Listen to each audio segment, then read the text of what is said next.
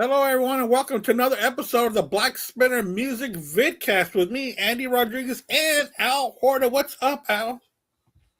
What's up, guys? How are you, Andy? I'm Good to doing see you, great. brother. It's good. It's good to see you. I'm glad that everything's going great. I was just talking to Al. This has been a pretty good start to the new year. It's going all right. We got a couple of great guests with us. Great guests, great friends of ours that we always enjoy having them on here, just like we like to be on their shows as well. Let's start off with Mark Alden Taylor. What's up, Mark? Nothing much. I'm having a great year. I had a great 2025 too. I know a lot of people didn't. I did too. I did had too. I had a great. I hope it keeps going. The year's starting off great. I was called selfish, but hey, it's all right. Yeah. Well, whoever did that, you don't need that in your life. I was like, I don't know what else you want me to do. I mean, sorry. Those are the people who get blocked from me. And let's just a little point, a little note of oh, what the hell am I saying? A little note here that Mark is sober right now. Yeah, because you just got home from work. I drank way too much on RMCP, man. I was Yeah. out of it. That show's getting a lot of downloads, though. But I'm having a cocktail myself, so. And also with us, it's been a while. Mr. Joseph Staub. What's up, Joe? Oh no. It must be Internet cold there. problems. It must be cold in Pennsylvania because right now he's froze. Huh? There he is. Yeah. That damn StreamYard. Yeah, he's there. All right. I Joe. just restart your router. Hey, Joseph, you all right over there? Can you hear me? He's all frozen up. It's Yeah. Joseph Staub. Here's Joseph Heavy Staub. Water 77. Yep. One of our great guests that's always on. He's going to try to come back in. So Yeah, hopefully he can fix it up. He knows what to Restart do. the router. That's what usually works. And so see, Andy fucked it up. He's saying we started 2026 off to a good start. Look what's happening already. right, it's already a disaster. It's already falling apart. Oh man. Well, it's time to bring out the Iron Maiden Trooper duck. There you go, fight people. No, I'm joking. It's already over. Wait, here's Batman. Today's topic, I thought that we would have a good fun with this. Top 10 plus 5 bands that we found in podcasting.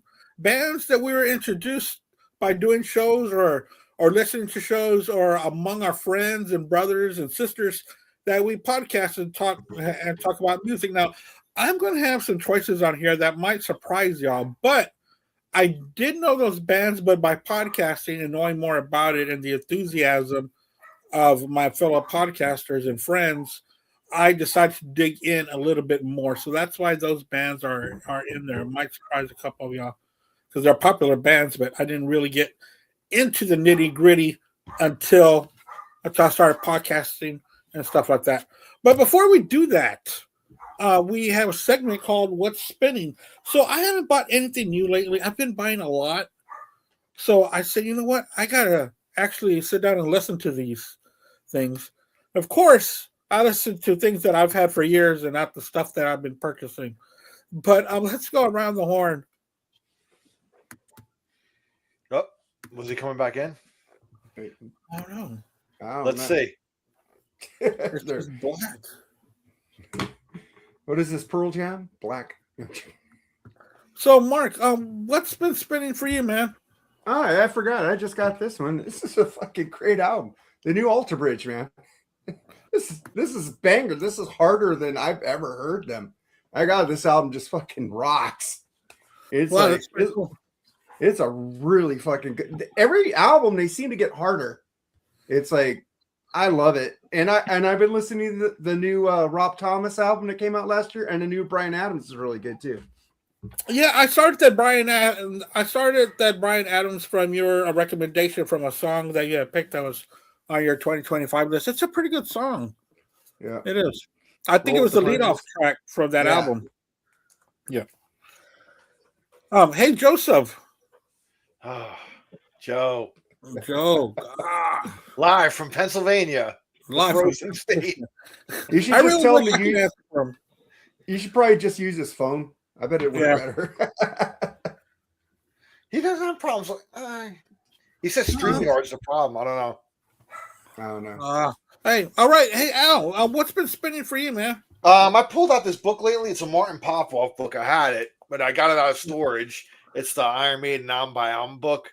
Nice. Really, really cool book. Yeah, that's awesome. Yeah, it's cool. So I mean, I've had this book for a long time, but I never really thumbed through it. I've been reading it. It's kind of a cool. It goes like album by album, and it's all. I mean, if you're an Iron Maiden fan, it's a must have. I think he has a couple of different Maiden books already. This is like probably I think an earlier one.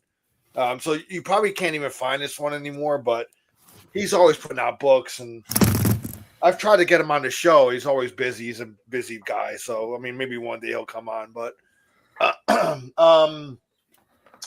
what else have I been spinning? Oh man, you know how I got you know how I go to thrift stores and all that stuff, and yeah, I always I find love shit. watching this. Well, I didn't have to go to a thrift store this past week.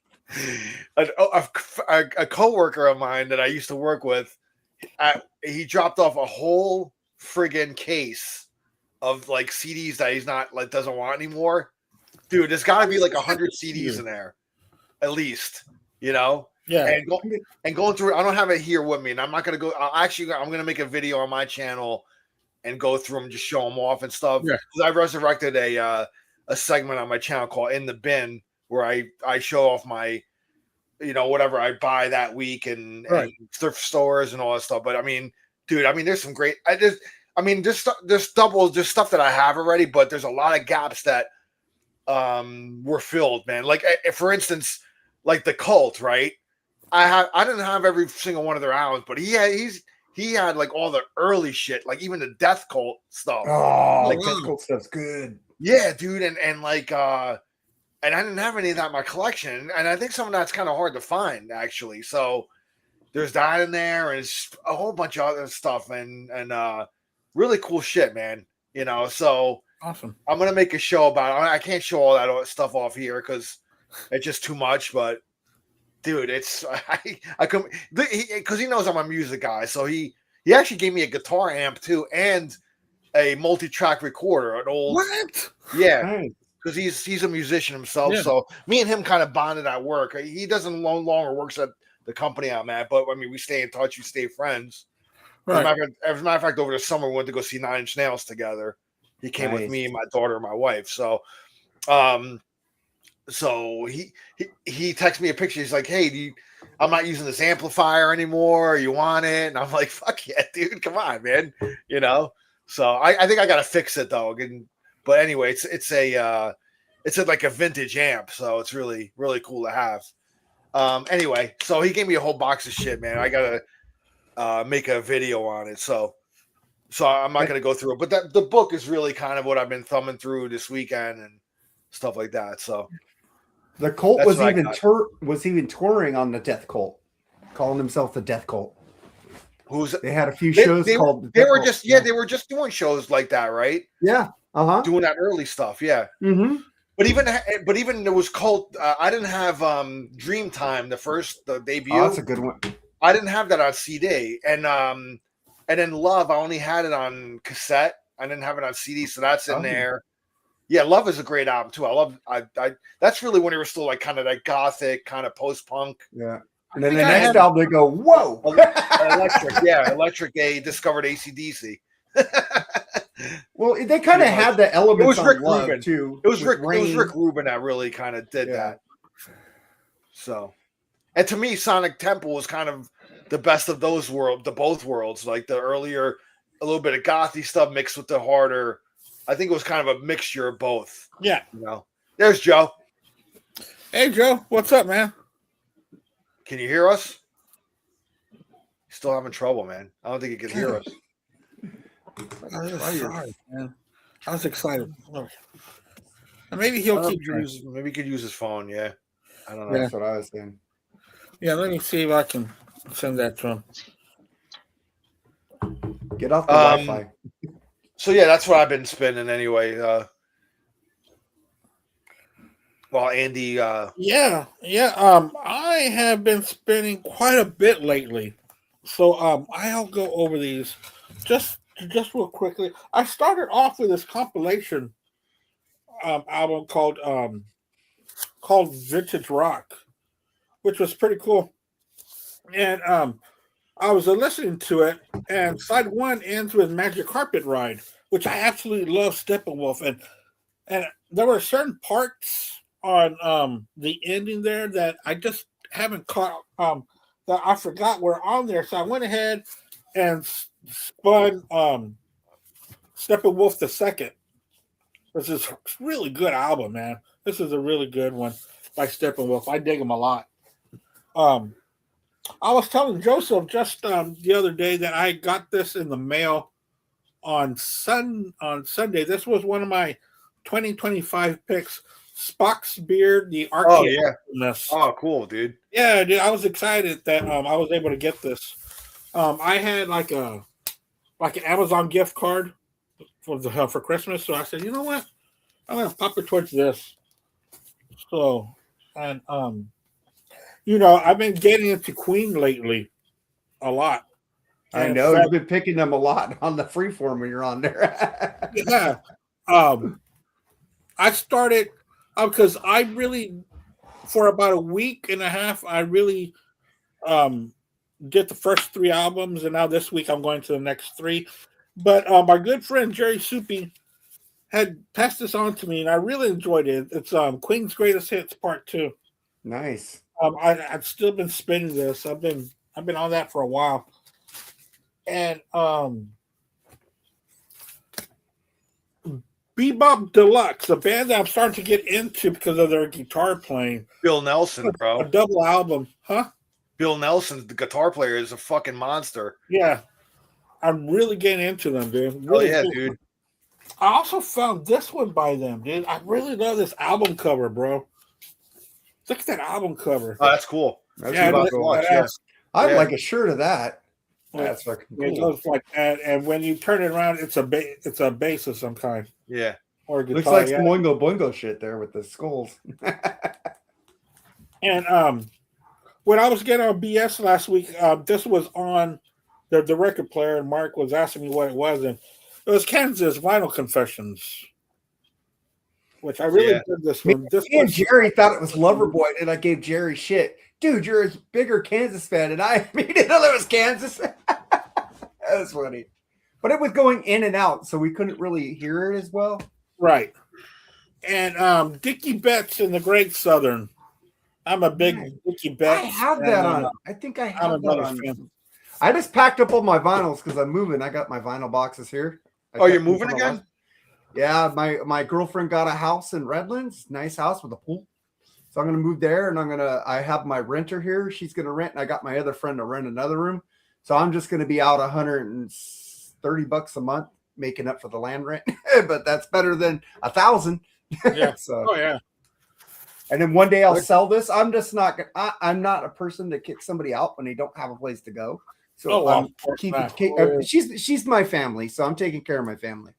I love Carla. So. And then this really good one that I picked up a while back, and I hadn't been spinning it until now. I got so much stuff to go through. It's unbelievable. But and I'm going to talk about this band too later on. Oh, much better, bro. The phone works better. I knew it would work better. I hate using my phone because I can't see anything, and now I'm not able to pull my list up. Oh, that's right, your list. Yeah. Well, can't you go back and forth? I don't know. I've never used my phone for any of these things. Would you have an iPhone? Yeah, but I can't. I'm trying to turn my camera and stuff, and it's all. Just give me a second here. Okay. Yeah, sure, of course. And this is the Tales of Mystery and Imagination, Edgar Allan Poe by the Alan Parsons Project. I spun that the other day too. Do you have a printer?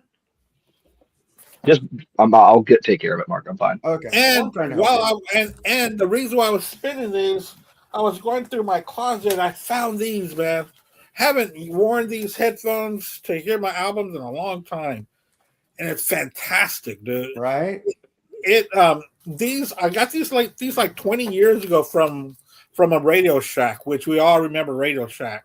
I always had really good stuff, and These were some really good speakers, some really good headphones. I really enjoyed them. Realistic was a great stereo brand, by the way. It had some good stuff from Radio Shack. All right, Joe. So what have you been spinning lately, man? Oh, well, hi, everyone. I didn't get to say hi yet, but hi. Sorry for the Hi connection there. issues. For some reason, and it's always been this way, I don't know why, it's only StreamYard, but my computer just hates StreamYard. It will never connect to it. But What do you guys usually use? Like Zoom or something? yeah. We use Zoom. Yep. So one of the things I got for Christmas this year was the new Dream Theater Live album. I need that. Recorded this past year in Paris. It's a 2 Blu-ray, 3 CD set.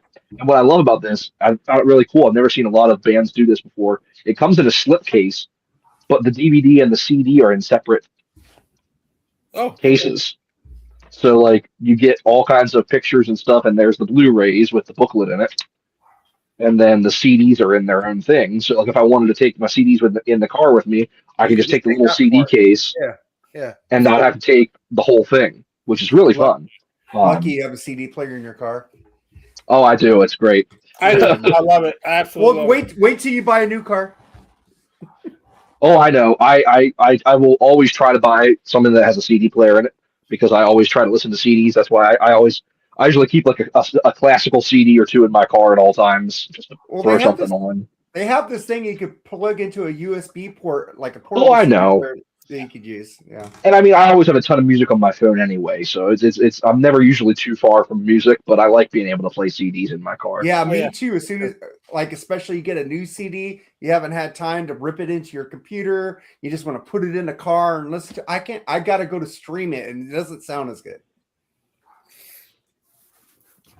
All right. One thing I forgot to show, I did get at a thrift store. I got the 9.5 week soundtrack. I found this. Ooh. That's kind of cool, man. It's got John Taylor from Duran Duran on it. He has a single? I didn't. Yeah, I Do What I Do. It's the theme for 9.5 weeks. I know my wife. I know my wife has the 7-inch of it, the 45 of it. Brian Ferry's on here. Dal Bello, Canadian artist. Corey Hart, another Canadian. I love Joe Cocker. Joe Cocker, Devo, Eurythmics, Stuart Copeland. So it's got some cool shit on here. So it was only like $3, so I got it. There's 2 Live Crew on there. No, but you could 9.5 weeks. I thought they might be. I'm just gonna say, you guys keep your hat on all your clothes, okay? No, the song you could leave the song on there with Joe Cocker. You could leave your hat on. He's saying she could be naked and have your hat on. That was the big song from that. You could leave your hat on. Oh yeah, you can leave your hat on. Okay, I don't remember it, but you can leave your hat on. I love that song. I remember the Dal Bello song, which is Black on Black, and I think Hart covered that. Yeah. Yes, they did. Yeah, so Stuart Copeland's on here with a solo song of his or something. Devo, Bread and Butter. So it's kind of cool, man. It's cool shit. Yeah, it sounds like a cool soundtrack. It's really it's in great shape too, man. I mean, sometimes I find, you know me with the thrift finds, I find some good shit. So. You know, if you ever find a teacher soundtrack, that's a great soundtrack too. Teachers? Yeah. Teachers? Yeah. Yeah. All right, cool, man. We're going to start, and? Yeah, we're going to start right now. So we are going to be doing top 10 plus 5 bands that we found during podcasting. There's teachers right there, actually. I have you got it. Okay. In fact, I'm going to leave that out and spin it sometime throughout the day. It's got like Night Ranger, Bob Seger, and Hagar. Who else is on here? I think Night Machine is on there. 38 Special with title track. 38 Special. Hey, Joe Cocker, Night Ranger, Eric Martin and Friends, Bob Seger, ZZ Top, and hey, Freddie Mercury has a single on here called "Fool." The teacher song was written by Bryan Adams. Cool. His version is on the Reckless Anniversary edition. Oh, that's cool. Yeah, I'll leave that out. All right, so what we're going to be doing is top 10 plus 5 bands that we found in podcasting. So we're gonna do 10, 9, 8 and go around. We'll do 3 at a time. All right. Yep. Why don't you start us off, Mark, with 10, 9, 8?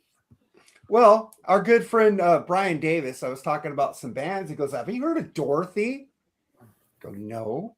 And he goes, "You should check out Dorothy. I think that's in your wheelhouse." And I checked it because I wouldn't know Brian Davis if I wasn't into podcasting. And I checked out Dorothy, and she's amazing. I love all her albums. I went out and bought them all. She's fucking amazing. And then what was the last Marilyn Manson album? The last one he just released? We did a review on that. One Assassination Under God, Part 1. God damn. I hate Marilyn Manson, but I love that fucking album. So I'm going to say I found him on podcasting because I like that album and I go back and listen to it. I really like it. It's really fucking good. And then Aaron Camaro on Decibel Geek always talks about Wednesday 13. And then we reviewed. I asked him, "What do you want to review?" And he said, Wednesday 13, a new album. And I reviewed it. I fucking love Wednesday 13. That last album he released was something fucking amazing. And I got it. I love it. It's so good. I went back and listened to his older stuff. It's really good stuff, man. It's like updated Alice Cooper. I love it. It's really good. Yeah, because he was in the Murder Dolls with Joey Jordison, and I listened to that stuff too. It's really good. And with AC Slade, that's in Pastor Pussycat, and a lot of I love Wednesday 13 now. I got to get all his collection. I love it. Oh, that's great. Cool. So that's your 3, right? Yep. Yeah. I'm a big Marilyn Manson fan. I really think he has very interesting music. He always does. Well, the last album is something I finally liked by him, so I'm going, I like this. So I actually got turned on to one album by him. I'll go back and listen to him again, the other albums. Maybe I'll like them now that I like this album. I don't know yet. There's a couple recently that he made that are pretty good.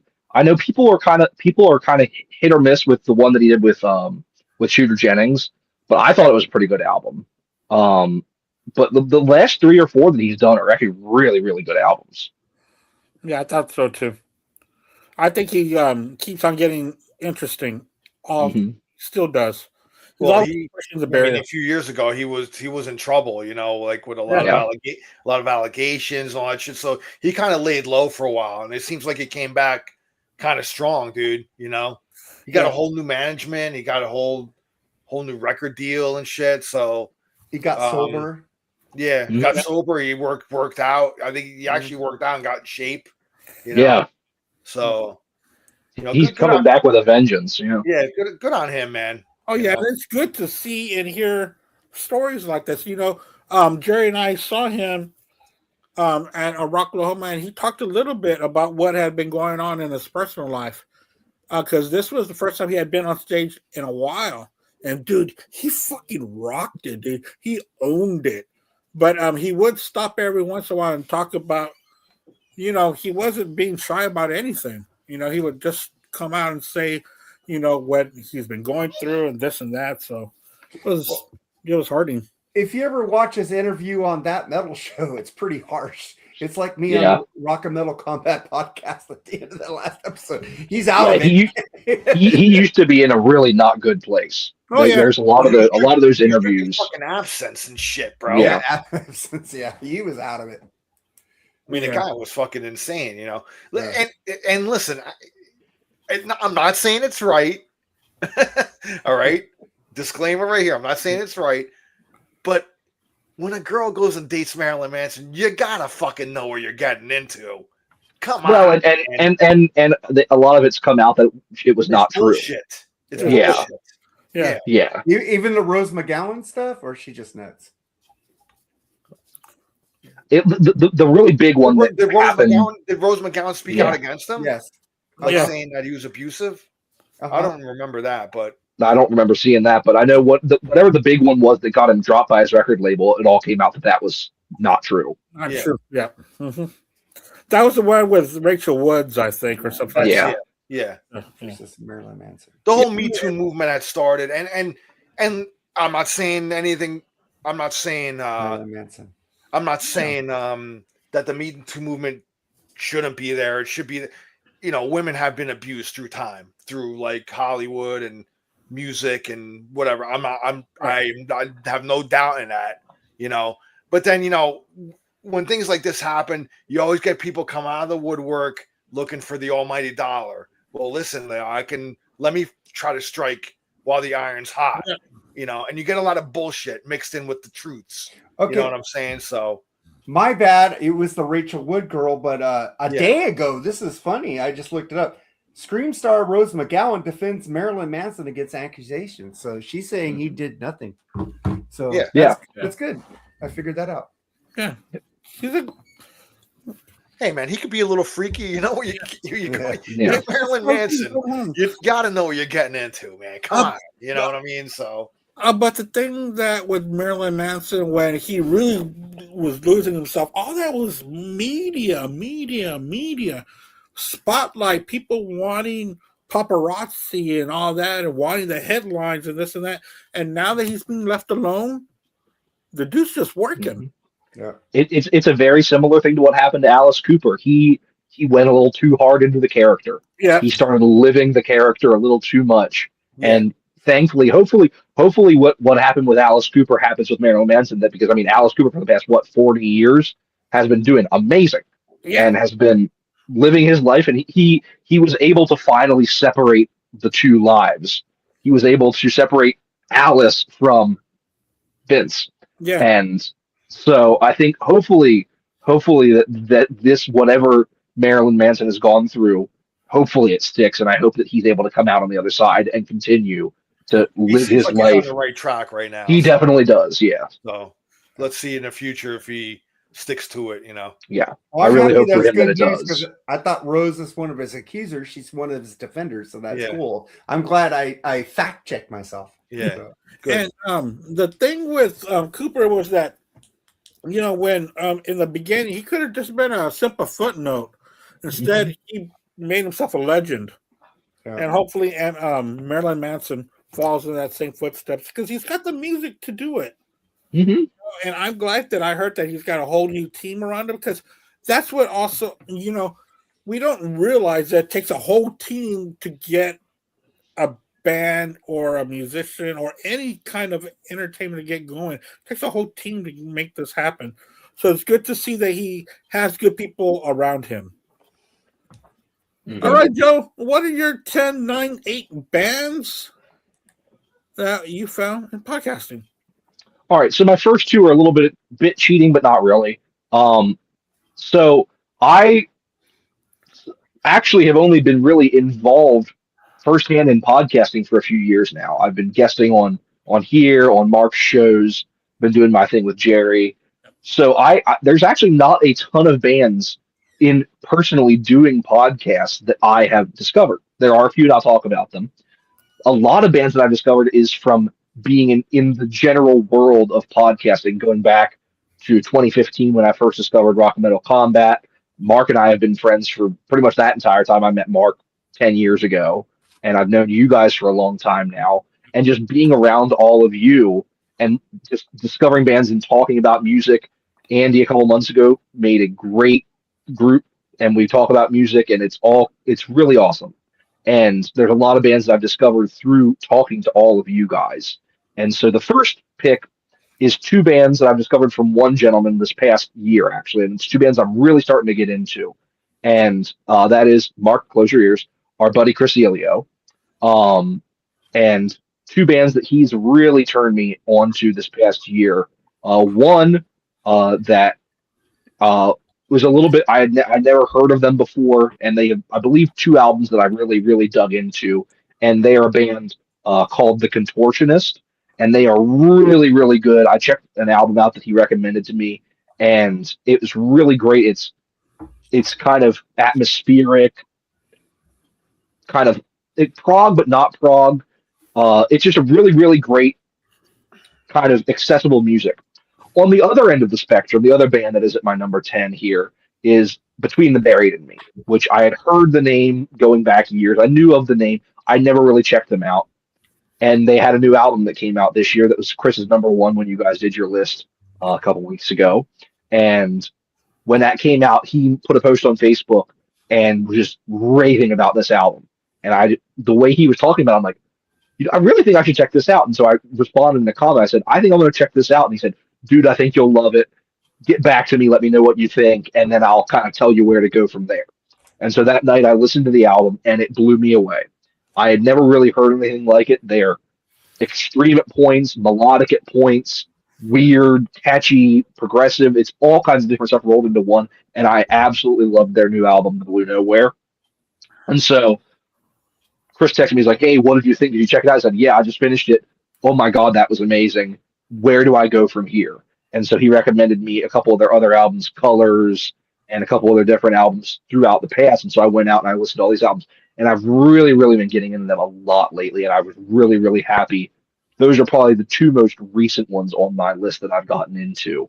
So that's my first little duo from Chris Elio. My next pick, this is another kind of genre in general that I had never gotten into before. And growing up, I've talked about it many times on these shows. I was big into classic rock. That's what I was raised on. Kiss, Styx, Scorpions, Van Halen was like the main stuff I was listening to. And so it wasn't until I really got into high school that I even started to approach anything heavy. And I started to get into Metallica on my own in high school, and then I started to get into some of the older bands. But then when I first discovered Rock Metal Combat Podcast, and I heard especially Ralph talking about the really heavy bands. I mean, the stuff that we all know Ralph's into some really heavy shit. And so hearing him talk about the more underground thrash bands, I started getting into Violence, especially Violence became one of my favorite bands. And then stuff like Morbid Angel or bands like when I sent you guys my list of top albums from this past year, Coroner's new album was on my list of top albums. And that's a band I never would have heard of if it weren't for hearing people like you guys and Ralph talking about Coroner. And so that's my next pick, is kind of just that general genre of bands that I never would have ever been exposed to if I had not really started to get involved with all of you guys in those kind of podcasts. And then my number 8 is a band that our buddy Jerry turned me on to. Anyone that doesn't know, Jerry and I both do radio shows on Cranium Radio. And a band that Jerry plays a lot that I had never really heard of before was Florence Black. And every time he plays a song from them that I haven't heard, I immediately love it. They're just a really great, I believe they're a 3-piece out of Wales, and they have 2 full-length albums out along with some other singles, EPs, and such. And I've really been digging their sound. Heavy but melodic, just a really, really great kind of traditional sound. And I've really, really been digging them a lot. Unfortunately, like Jerry always says, they're based out of the UK, so it's hard to get any of their stuff over here. And they're probably not going to tour over here anytime soon. So unfortunately, I only have digital copies. I'd love to get some of their stuff to support them, but they're a band that I've really, really been loving anytime that Jerry plays any of their stuff on his radio show and listening to some of their other songs. So that's my number 8 is Florence Black. Awesome. Yeah, he does mention Florence Black quite a lot, and I've heard a couple of their stuff too. All right, Al. 10, 9, 8. So going in this list, and this is not ranked in any order. It's just random picks. It's like doesn't take precedence over the other. It's not like, number one's number one, man. So like it's just 10 groups, 10 bands that I discovered through all you guys and podcasting, and Joe, before I even started doing this too. I mean, I was watching things and I would pick up on different stuff that I never listened to, and truth be told, like some of this stuff is even rediscoveries of some artists, because I know the artist is classic, but maybe I didn't have a lot of stuff by them, and it kind of like some of you guys may have rekindled my curiosity on them and made me dive really deep into these bands, because it may have been a band I only had like maybe a greatest hits of or a best of or something like that. So anyway, my number 10, I'm going to give a shout out to Ralph, dude. Thrash or Die. I would have never discovered them if I should have picked that one too. I didn't even think about it. I have a CD right here that he sent me, dude. And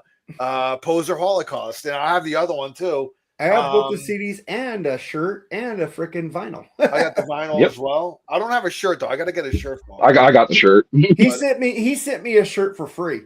That's cool. And so yeah, Thrash or Die. I mean, I love thrash metal music, but Ralph is like he's the connoisseur of that like genre. Like he knows bands I'd never even heard of, or I may have like heard about him a little bit in high school and I forgot about him. But he's like, I mean, if I have a question on thrash metal, he's the one I'd consult with because he is like an expert. You know what I mean? So I'll go Thrash or Die, my number 10. My number 9, I actually discovered from Butch Jones, the band called Big Wreck. And they're out of Canada. Ian Thornley is the leader of them. And, dude, they kick ass, man. They're really good. I never heard them. I remember hearing Thornley, back in like the 2000s. But I never really listened to Big Wreck. But I happen to have one of the CDs here. So, dude, check them out, man. They're great guitar playing. And Ian Thornley's a guitar player. And he's awesome. So, I mean, Big Wreck. And shout out to Butch Jones because I belong to his group, The Butcher Shop. So, and we've had him on here on the show as well, discussing Thin Lizzy because he is the Thin Lizzy expert. If I need to consult something on Thin Lizzy, I ask him. Because he'll know it. Stephen And Curtis also.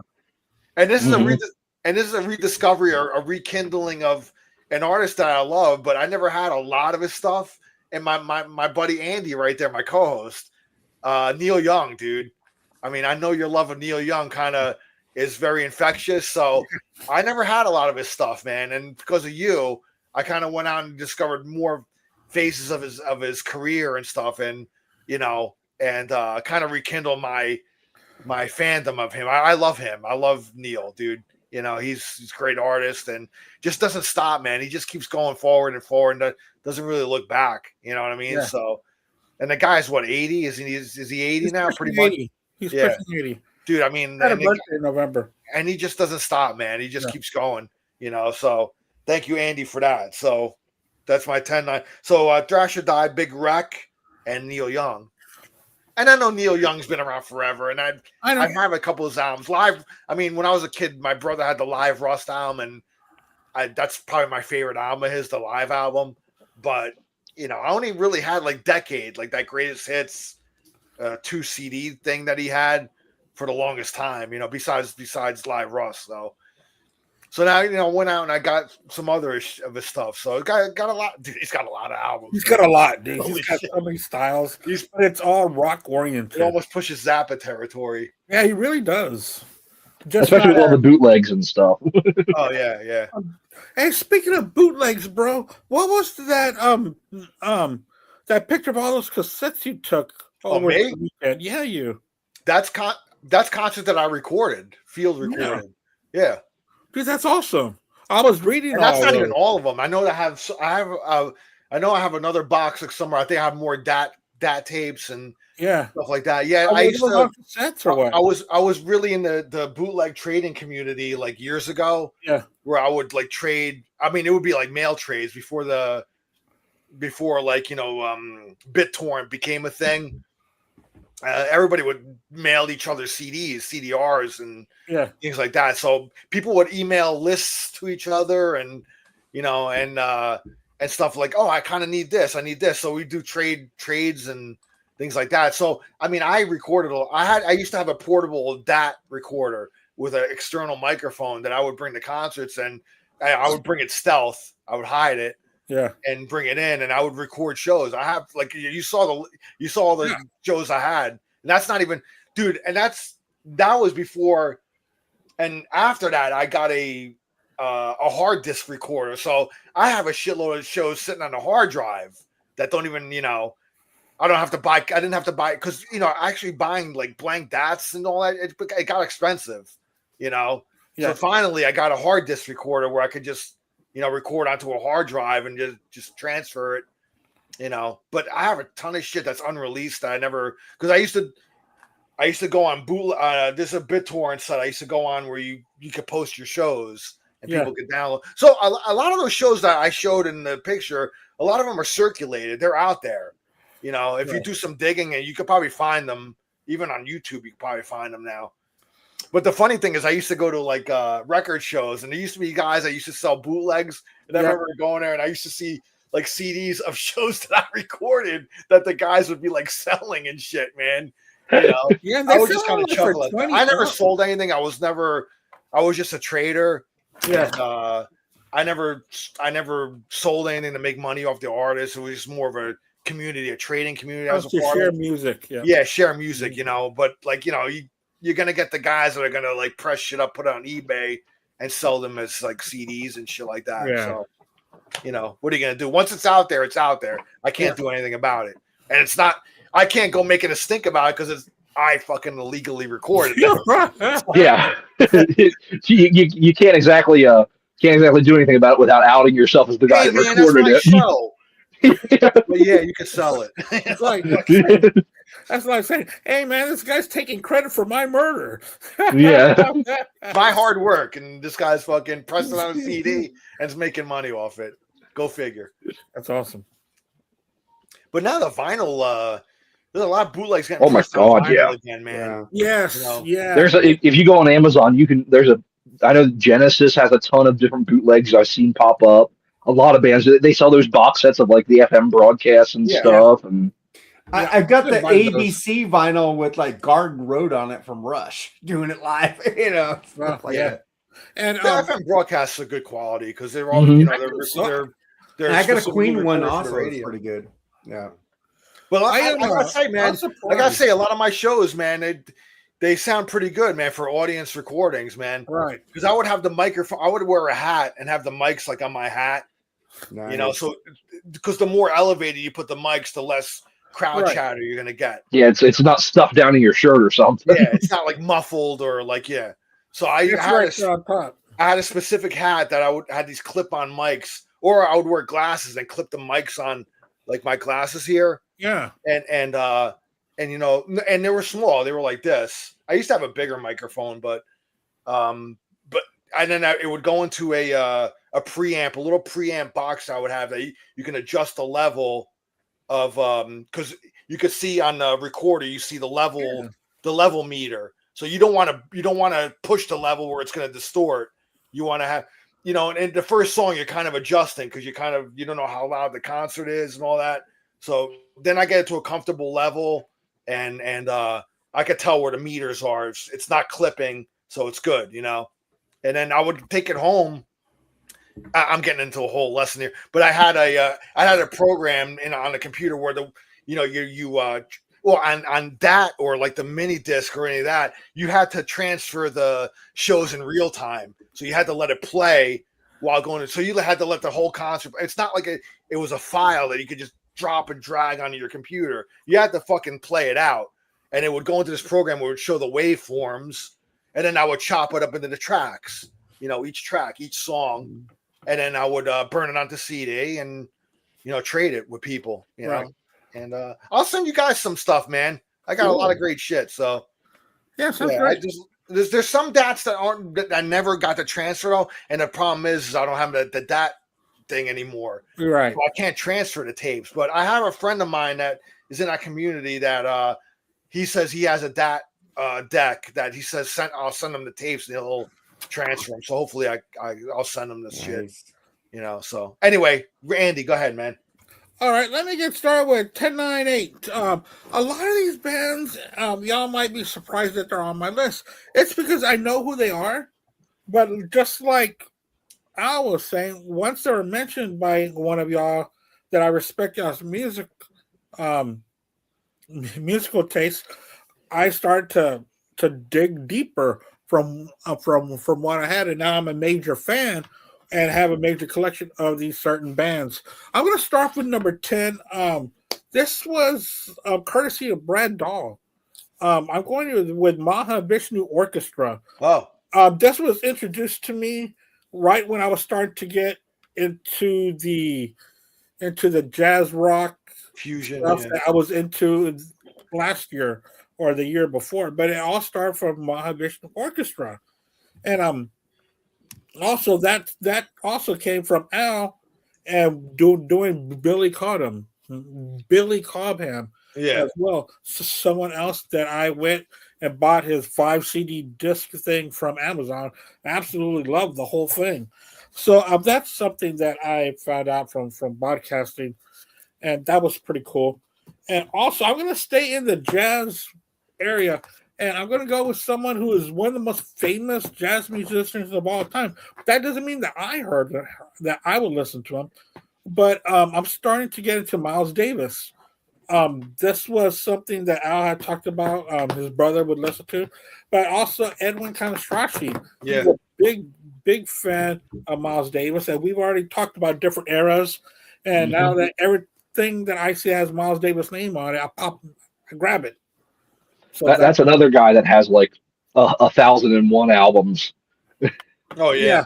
And different phases of his career. all different. You got Yeah. the bebop jazz era, you got the fusion, you got all that stuff, man. Yeah, I mean, with the quintet era and all kinds of different stuff.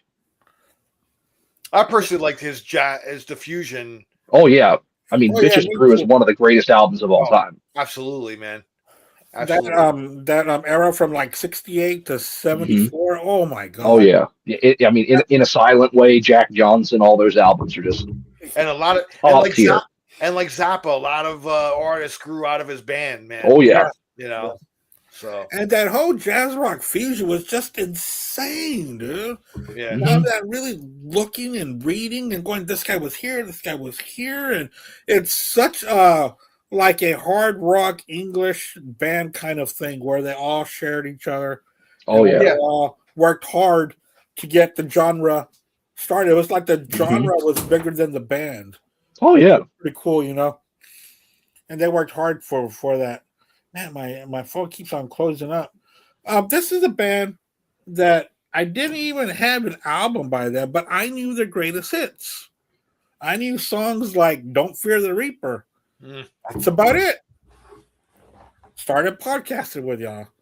Al mentions them a lot. Oh God, POC. And so does Joseph, and so does so many others. Brad Daw is a big fan as well, so I started picking them up. You know, I've got quite a bit of theirs that I enjoy, but that was a band that, you know, I just knew them on the radio, and y'all talk so highly about them, so I started to get into it a little bit more. So I'm gonna have bands like that we all know of, but I didn't get deep into it because of our friends and family. All right, Mark. What is your 7? 6'5". Thank you. The next two is from my podcast partner, Jerry Supe, and Joseph already mentioned one of them. I'm going to go with Paralandra, and they have an album out that we review called The Body Electra. Body Electric, not Electra, which remind me of Rush when I heard that title. I wonder if they're Rush fans when I heard the title of their album, The Body Electric. And I was like, I was floored. It's like a female singer and her dad's on lead guitar. They've been around for 12 years. I never heard of this band. They are really good. Check out that podcast. We did Paralandra. Really good. And Joseph already mentioned Florence Black. We did a review. I don't know if I think we did a review on them. Really fucking good. And it's like Joseph said, the sad thing is we can't buy their stuff for less than $40 here in America. So it's like, we gotta torrent it. Sorry. Florence, get your stuff out here if you can one day. I will buy it. I will make up for it. Because most of the torrented stuff I got years ago, I actually bought on physical media because I like to support my artists. And this is one because of the Rock and Metal Combat podcast. An album I ignored because Vince Neil wasn't there. He wasn't there. And then I go, fuck, this album's great. Motley Crue 94. I gave up on the band after Vince left. I was done. After Vince came back. I was like, Motley Crue 94. I know this might be cheating a little bit, but I didn't know who the fuck John Corabi was. This actually got me. I mean, it is kind of a different band. It is a different band. So Motley Crue 94. So that's my 7, 6, and 5. It doesn't matter if you discovered that album through podcasting.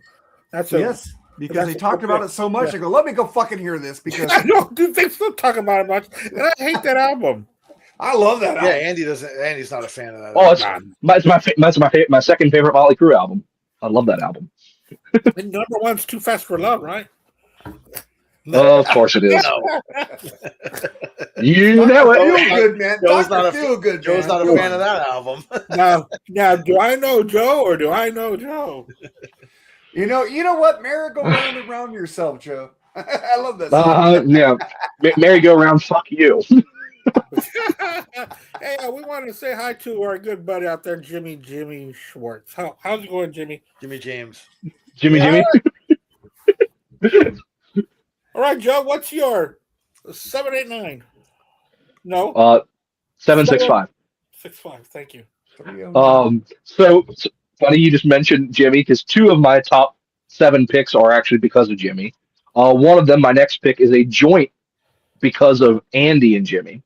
And this is a band that you guys both talked about. It's a band, of course, I knew them. I knew at least 3 songs by them. My dad had a greatest hit growing up, much like you said, Andy. A lot of these bands higher up on my list are bands, yeah, I've probably heard of them in passing, but it's never a band that I ever looked into with any kind of effort. And so I saw Andy talking about them when he used to post vinyls all the time. And I saw Jimmy doing it as well. And this is a band that I'm just like, you know what? I love both of these guys' music taste. And if they're both posting these guys a lot, it has to be good. And so I went out and bought 7 albums because I do that sometimes. I get crazy and I just buy a bunch of albums. You bought all those everything. U2 albums. Yeah. I did, and I listened to them. I did. And I played a song on my show on Sunday, Mark. I did. I played the live version. I played the live version of A Sort of Homecoming. Yeah. That's the best version of it. I know. I saw you say that in the comment. That's why I played it. But I bought 7 albums because I'm crazy. It was part of the the Mark Alden Taylor block. Yep, that's what I called it. You did. I called it the Mark Alden Taylor block, and I played the Thompson Twins. Which one? Hold me now. What other song by Thompson Twins am I going to play? I like the title track of Into the Gap. That's the best. Well, you're song on deep that. into Thompson Twins. Oh yeah, that's why I called it the Mark Alden Taylor block. they got a good version of Revolution too by the Beatles. Oh, do they Yeah. really? He played Duran Duran. He played. Uh-huh. Nice. Simple I played Minds, right? I played. Yep. Yep. I got an extra version of that album on vinyl. There's no need for it. Stop. Here's the future days, which has the version of. There's no need for it, Mark. Thank you. Oh, okay. I'm talking to Andy. Andy seemed to say. I was I'm listening joking, to. dude. I really was. I really like Mark's little Uh-huh. for a new wave '80s. No, cool. I like New Wave Yeah. too, Yeah, man. me Yeah. too.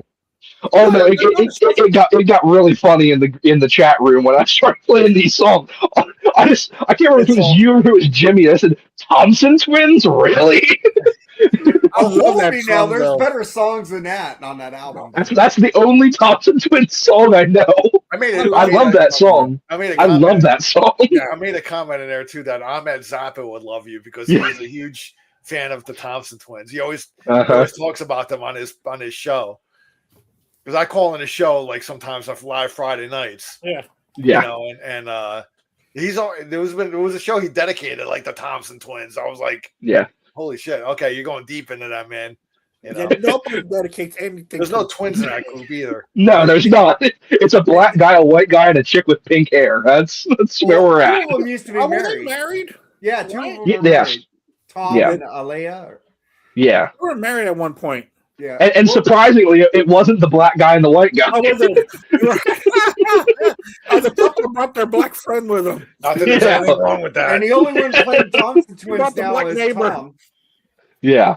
But no, the one song I played in that block that everyone's kind of like, yeah, okay, I'll respect that was I did Head Over Heels by Tears for Fears. Oh, man. Oh.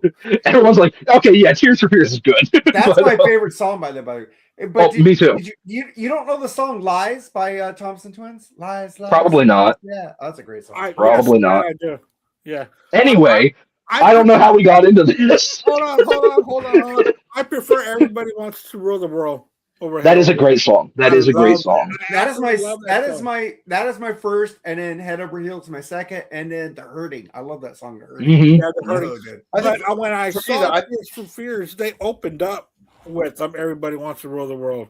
You know, It was crazy because we were talking, what are they going to start off with? And you hear the yes. the worst I song love by when a them, band starts out with a big hit.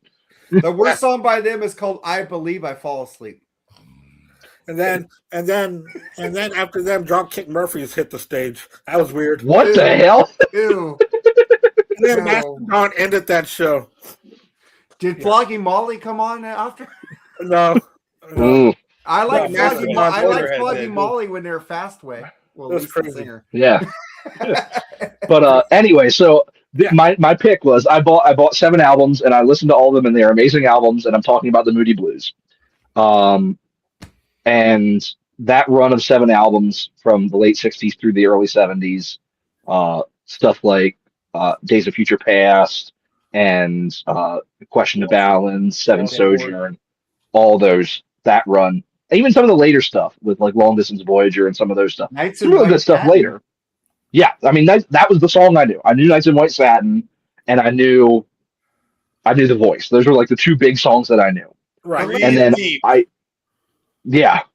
Breathe later- Deep, The Gathering The later Gloom. 80s album. What was that song? Somewhere. I know you're out there somewhere. Yeah, Yeah, I and then like that one too. and Your Wildest Dreams. Those are both Your good. Wildest Dreams. Um, That's the one. Yeah. Well, there's 2. There was 2, and they sound very similar, but they were like sequel songs to each other. There was Your Wildest Dreams, and there was I Know You're Out There Somewhere. They're actually different songs. Some people don't know that, but they are actually different songs. But yeah, that especially the run, those 7 albums, the original run is just beautiful music. Here's an autographed CD of John Lodge. Awesome. Rest in peace, right? Yeah. Rest in peace. Yeah. Rest Yep. in peace. Yep. So that's my first pick this round. And we got off on a tangent, but That's all right. my next pick is another band that I got into because of Ralph, and one of my favorite concerts I've seen live. Such a cool experience is Raven. Great British, new wave of British heavy metal band. Yeah. I had never really heard of them, and Ralph talks about them a lot. I mean, he's friends with the Gallagher brothers. Oh, really? Yeah. Yeah. I don't know that. Yep. And I got the chance either the beginning of last year or the year before that to see them at a little club with like 30 people in this little club. Those And little- to think that Metallica opened for this band in the 80s, and I'm seeing them in a club in front of 30 people, and they put on a show like they were in front of about 10,000 people. And that was just the energy that they brought to it.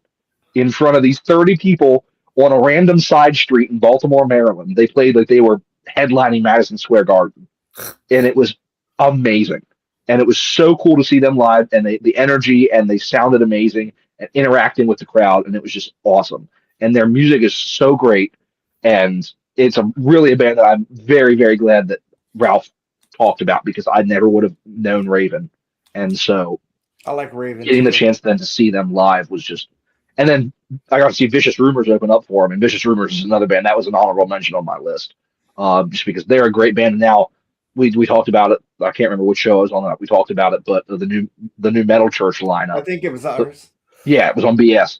The vocalist in the new Metal Church lineup, I saw him with Vicious Rumors at that show, and that was when I saw that he was in live, I'm like, okay, this is going to be good, because I knew that singer was really good, and I'm glad that he's getting that little bit of a bigger break.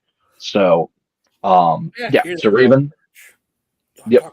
Yeah, Ralph got me into Raven also, and Saxon. So I Yeah, didn't put I mean, a lot of those new Yeah. wave of British heavy metal, but Angel Witch I could have picked. And then my last pick for this round is one that Jerry really, really got me into. It's a band that, of course, I knew because they're on the radio, and you can't watch an NBA game without somebody playing the Sirius intro. Alan Parsons Project. Oh yeah. It was a band that, of course, I knew Eye in the Sky. I knew maybe one or two other songs. I knew Games People Play. I never really dug it. They're kind of honestly, they're kind of like the butt of the joke, a little bit. Like everyone's like, oh, it's the Alan Parsons Project. Everyone kind of makes a joke about it. So I never really looked into them. And then Jerry on a couple of the shows we were doing, we're talking about like the song "Time" and how much that song means to him, and some of the other stuff. And I'm like, I've really got to dig into these guys. And thankfully, they were selling a lot of their CDs cheap on Amazon for like $6 a piece. So I bought a couple of the classic albums. I bought iRobot and I bought iRobot's Turn, great. Turn of a Friendly Card and Eye in the Sky. We talked about that album. We did. We reviewed it on the Freeform Rock podcast. Little plug there for you, Mark. I like over half of it. You did, surprisingly, because you were like ready to trash that album. But I really Turn of a Friendly Card. Oh, that's a good one. That's a great album. Have you listened to iRobot, Mark? No. Another album that I think you would enjoy. That's a great album. I wouldn't want to be like you. There's some great instrumentals on that album, and then the big hit was I Wouldn't Want to Be Like You. There's a song I played, I can't remember what it's called, on my radio show a couple weeks ago, but it's an amazing, like a rocking song from that album. But then, of course, my favorite album actually is one that Andy mentioned earlier, is Tales of Mystery and Imagination. Yeah. Every song is an Edgar Allan Poe story. And you get stuff like The Raven and The System of Dr. Tar and Professor Feather and so much great stuff on that album. And I mean, Arthur Brown's on that album. So I mean, how much cooler can you get than Arthur Brown being on your album? Right. But yeah, so that's my next pick. Thanks, Scott, to Jerry for that one, is getting me into the Alan Parsons Project. I got that vinyl. I just showed it for the Edgar Allan Poe one. It's really cool. It's got the little booklet with it has the story in it and stuff. Yeah, with really cool illustration in it. It's pretty neat. Are those your three pick for this round? All right. All right, man. So my number 7, I just recently discovered him because of our top albums of 2025. My man Jimmy James Schwartz coming with the Prague, man, and it's a band called Magic Pie. And dude, I just was streaming them the past like week or two since like that show. And amazing, dude. Norwegian prog band. They're amazing, dude. I was like, where the hell has this band been, man? Melodic, but like proggy. Everything that I love is like in a prog band, man. So thank you, Jimmy. You got me into them. You know, I don't have anything physical by them yet, but I'll seek them out, man. You know, so get something by them. So Magic Pie. I got to credit Joe for this one because again, it's a classic band, and it's Joe and Ralph. Really, both of them would post a lot about this band, and it's only a band that I had like a greatest hits or a best of, and it's Nazareth. I mean, I rediscovered them like through you guys, man. Like, and I never had like a proper albums by them, and I started going out and buying some of their albums, man. And they're just a fucking amazing band. And I'm like, I can't believe like I let this band like slip through the cracks. Yeah, you got like fucking most of them, man. You know, if not all of them. Yeah. But yeah, amazing band, dude. I mean, if you like AC/DC and shit like that, I mean, there's no reason why you can't like this band. You know. Yeah. Great stuff, man. So you guys kind of reignited my kind of discovery of them. So excuse me. And then the next one is gonna be Jerry. And I certainly knew this band in high school. Excuse me. And you're gonna have to go, man. I'm gonna have to get a drink of water. Yeah, sure, of course. I'm drinking water in support of you. So my 765 are going to stem from a couple of ones from having Al here, and Al being my co-host, and us talking so much about music. Eventually, things are going to rub off of each other, you know. So I'm going to go with Frank Marino and Mahogany Rush. I never had heard any kind of music by them at all. I remember the name, but just like, you know. But then after Al talked about them so much, I went and I've got a couple of albums by them now that I rather enjoy. Then I saw that my uncle also grabbed a couple of their albums as well about a month ago. So that's pretty cool too. My next pick is going to be number 6.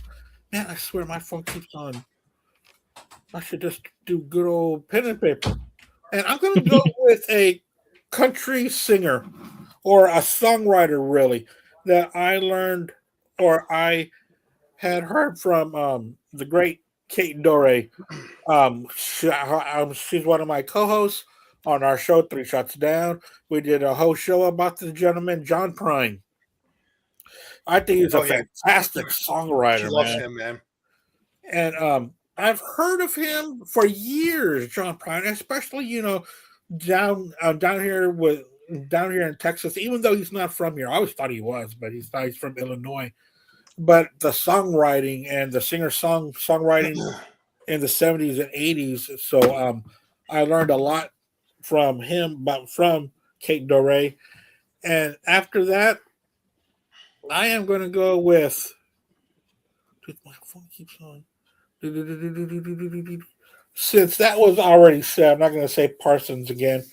But I'm going to go with, again, because of Al, I had heard of the song Just You and Me. That's it. And of course, when I say Just You and Me, April Wine. That was a band that I didn't know that much about either. And now, I try to grab as much as I can. I think I got a cassette and 3 vinyls of theirs now. Power Play, and of course, the Nature of the Beast, stuff like that. So April Wine is one of my other picks. Is that 3 that I did, or did I just do 2? Yeah, yep, you did 3. I did 3. That April Wine's actually. I missed one. Oh yeah, John Prine. John Prine. Okay, that's from Kate Dore. Okay, yeah. April Wine's actually a band that I was surprisingly into at a young age.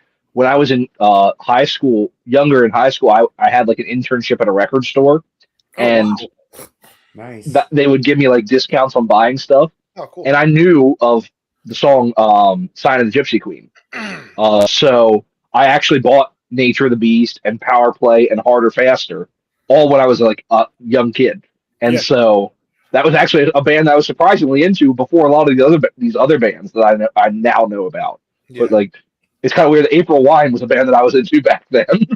Can somebody tell me who did the version first of "Rock Myself to Sleep"? Starship or April Wine?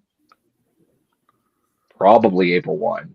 Okay, because they did a version on Knee Deep in the Hoopla. If it was on Knee Deep in the Hoopla, then it was definitely April Wine. Yeah. Every night I rock myself to sleep. I like the April Wine version better, by the way. Because I don't know if April Wine put out an album after Knee Deep in the Hoopla came out. Oh yeah, they had 90s albums and shit like that. Oh, did they? Okay. I didn't know that. No, but Al and I did a track by track on Harder and Faster. Mm-hmm. Oh, that's my favorite album by them, man. That was a great album. Yeah. There's a really cool. Nature of the Beast is hard to beat. That trio albums of Harder, Faster, Nature of the Beast, and Power Play is like, if you're gonna introduce somebody to April Wine, like those are like the 3 you give them, man. Oh yeah.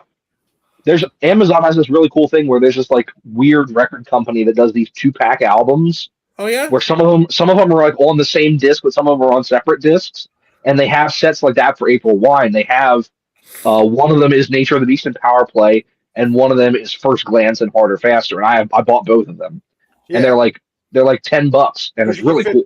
You can fit the 2 albums probably on one CD. Yeah.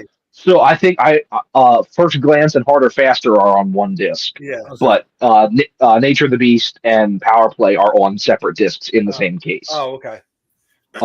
They actually, I was telling Mark about this not too long ago. They actually have those for Dennis DeYoung's solo albums, for Tommy Shaw's solo albums, for I think Frank Marino and Mahogany Rush albums. This one record company has all like this access to all these like albums that nobody wants to put out on CD, I guess. And so they put all these albums out. Dixie Dregs is another one that it's like a set of 3 of them. Oh wow, that's pretty cool. I have a Mahogany Rush one where it's the first 3 albums on like a 2-disc set. Yes. Yep. Because like the first 3 albums was on a different label, and then they went to when Mahogany Rush 4 came out. That's when they went to like Columbia Records. They went to a more of a major label. But they started on Anthem, right? No, they weren't on Anthem. They were on some Polydor? Canadian label. I don't know. Anthem, Rush created later. Yeah, that's a Yeah. Rush. That's Rush's label. Yeah, they created that later. Yeah. But So I mean, this company must be able to do it with different record labels because, like, the Dennis DeYoung and Tommy Shaw solo albums were all on A&M. Yeah. So Oh, I like Tommy Shaw solo albums. I don't like the Dennis DeYoung until he got to the last two. And last three. I like that 100,000 Year or whatever album too. mhm. No, the 26, the Broadway one, yeah, those are good. Yeah. The 20, whatever the last one, like I 26. love Ambition. on I love Broadway. What If, you know. Mhm. Love those albums. I missed my number 5. And I just want to say it was Jerry loves this band, and I certainly knew them in high school, but I never dove deep into them. It was Metal Church, like Metal you know, Church, and he You waxes did give me- God, he I waxes forgot about poetic on that, man. And I've recently started delving more into their catalog, and they're a great underrated band in my opinion, man. You know, so I know they had a lot of lineup changes and stuff, but I certainly remember the Dark and like the first album when I was in high Yeah. school. Yeah. You know, and then I kind of just fell off on them. I never knew what they did or whatever, and I didn't follow them. But Jerry always constantly, you know, loves Metal Church, so I just was like, let me fucking pull up some of their stuff and start listening to them more. They're a great band, a pretty solid catalog, you know. Yeah. So that was my number 5. Mike Howell's my favorite singer by them now. I love Mike Howell. Jerry got me into them also. So Yeah. I never heard of them. I actually never heard of them. So he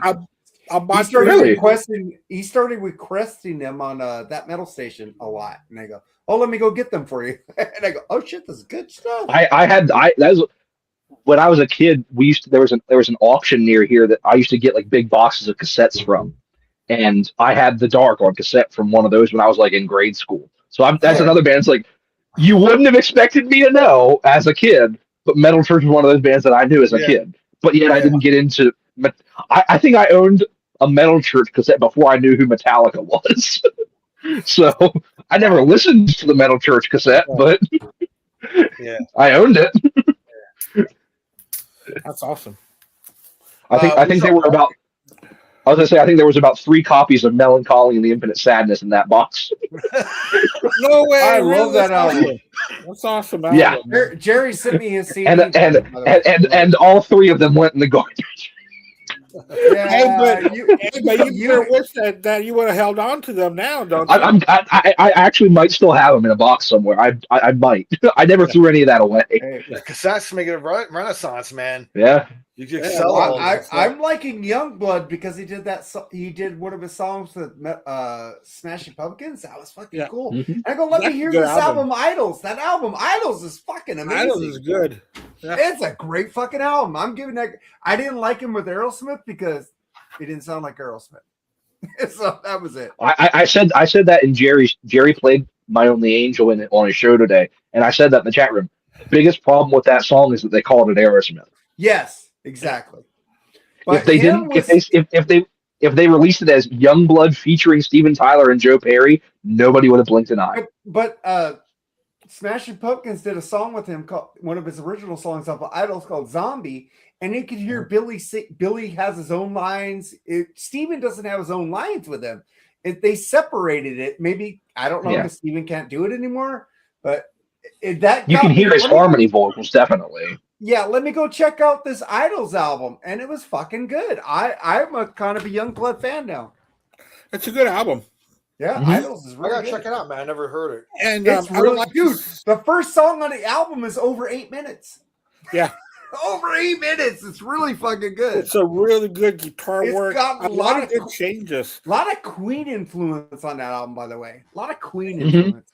Yeah. Well, of course, that's one of his big influences. When I hear that album, Al, just to give you a little touch on it, I think I talked about it in the Best of 2025. It's got a really good pop rock feel to it.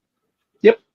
A real good pop Yeah, rock that we haven't heard in a while. A lot of great leads, a lot of great riffs. Yeah. It's fucking good. It's very catchy. It's very melodic. It's So I'm not a crusty old dude on Youngblood because I like him. I All right. think you love Speaking Mark, of, right? now, Mark, what's your? Next three. Oh, let's Four, just three, do two. next four. Next four. 4, 3, Okay, 2, well, 1. well, because of Motley Crue 1994, Yeah. because of Karabi, I got into the Dead Daisies. Not after he went on the second album in the Dead Daisies. I don't really care for the first album by the Dead Daisies, but the second album is really good. John Hughes came in, it was really good. And then Karabi came back. And I love the Dead Daisies with Karabi and Hughes, man. Glenn Hughes. Really good stuff. And then listening to the Decibel Geek podcast, they talk about Dirty Honey. And I saw them open up for the Black Crowes, and I got into them. They are really good. They have a good live album right now.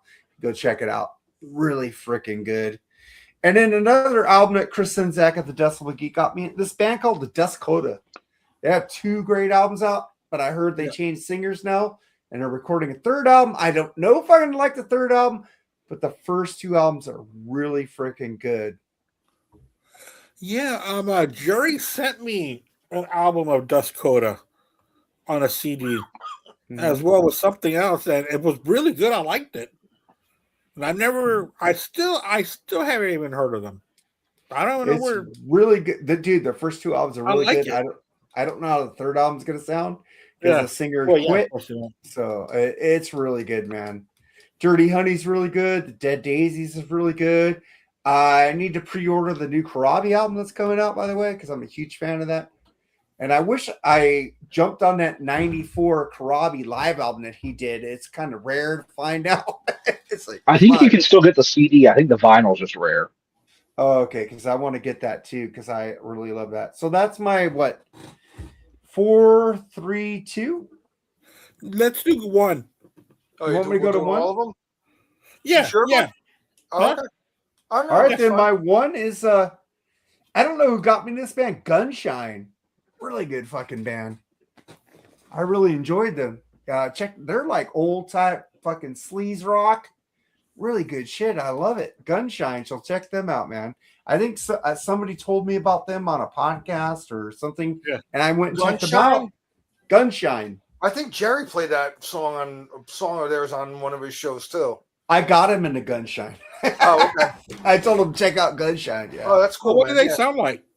They're just sleaze rock, dude. They're really like Aerosmith, fucking really cool stuff, man. Just rock and roll, dude. Like Buck Cherry, okay. Aerosmith, really good stuff. Good old fashioned rock and roll. Good old fashioned rock and roll. Yeah, good old fun rock and roll. Yeah, Fun hard rock. That's fun hard called. rock. All right. What's going on, Joe? What's your 4, 3, 2, 1? All right, my number 4 is a band that I first heard about, unfortunately, when their singer passed away. From Ralph and Ian on the Rock and Metal Combat podcast, probably about 10 years ago now, when Warrell Dane passed away, and I first heard about Nevermore, and I really fell in love with Nevermore. Ralph talked about them. They did. Did they do?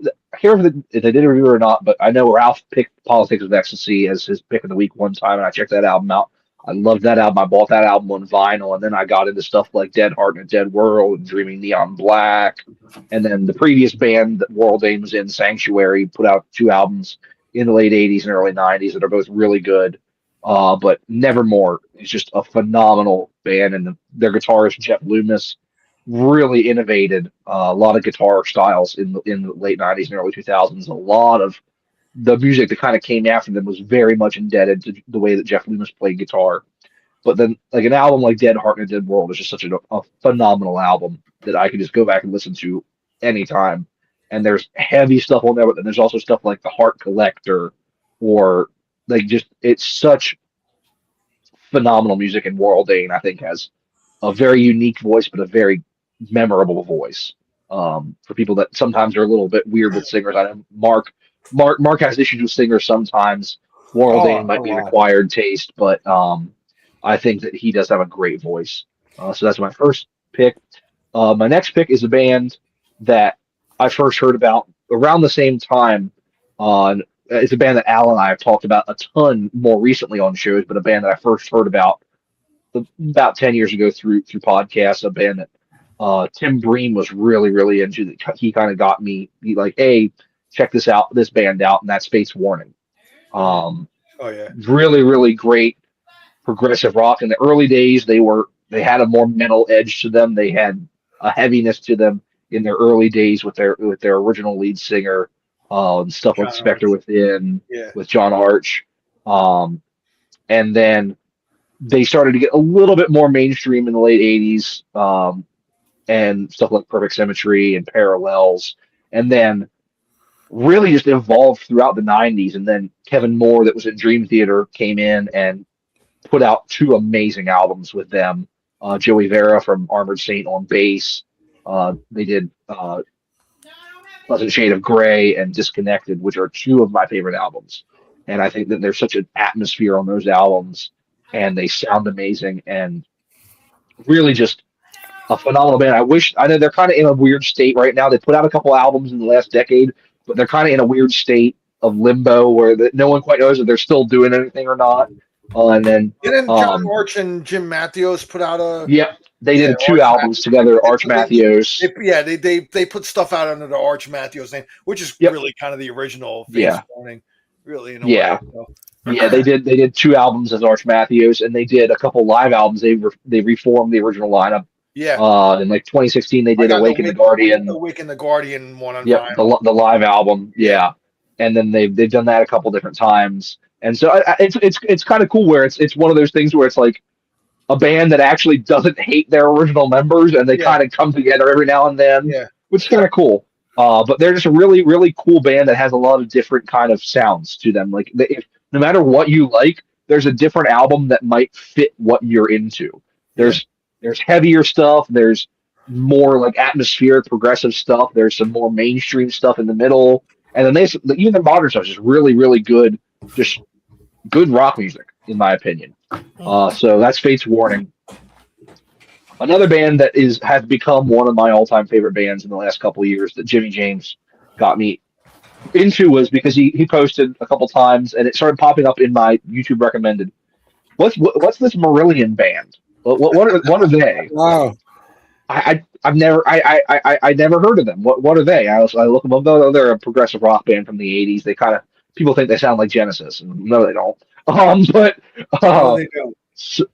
in the early days they did. But I really just started. I listened to the first video that ever popped up that Jimmy shared was the live version of Hotel Hobbies Warm Wet Circles that time of the night from their live at Laureley live album, and that hooked me, and I dove headlong into Marillion. They become one of my absolute favorite bands, and another band that just no matter what you're into, they have all kinds of different guys. I've been telling Mark about this for a couple of years. Their album Marbles sounds like if you mixed U2, Pink Floyd, and like Radiohead into one thing. I like that. That album is a lot. Marbles. Yeah. That album is Good. phenomenal. Yeah. I've heard it a couple times since you've mentioned it. Yeah. Dude, you check out Marbles, man. Yeah. If there's one album that I always recommend people to check out, because even in that album there's so many different kind of sounds. But they're a band that's just and a very down to earth band. You look at interviews with them, they're very in touch with their fans. They're very they're a fans band, and they just become one of my absolute favorite bands. And that was because of Jimmy sharing their video a couple times. And I'm like, I gotta check these guys out. It's funny. Haven't they reunited with Fish a couple times too, like to do some Once. shows? Was a Once. Marillion And it was- weekend, it was- right? Was a Marillion? No, he never. No, Oh, okay. no. It was he came out with them one time Okay. on in their hometown. I think they did it was a Fish solo show, and it was at the very end he brought them out. And they did Market Square Heroes. Oh, okay. All right. But that's the only time he's That's the ever only come time, back with okay. it. They have never done a full show together, and now he's retired. So, but yeah, they still do they do plenty of tributes to him, I think, and they do a good job with it. But Yeah. and I mean, live, they're just an insane live band. I mean, I've seen them live, so I want to see them live so badly, and I And unfortunately, most likely never will. Well, I met Steve Rothery too, so Mhm. he was really cool. He did Yeah. before I ever saw Marillion live. Because they very rarely came over to the U.S. to tour, but Mhm. Steve Rothery came over and did like a guitar clinic and kind of just a Q&A and really cool at this like cafe or like a little bar in New York City. And I went there. I'm like, I don't know, man. This might be the only time I get to see somebody from Marillion, So I went there. It was cool, man. And then he had a night jam too, but I couldn't go to that. I already had committed to like something else that night because this was during the day when he did this.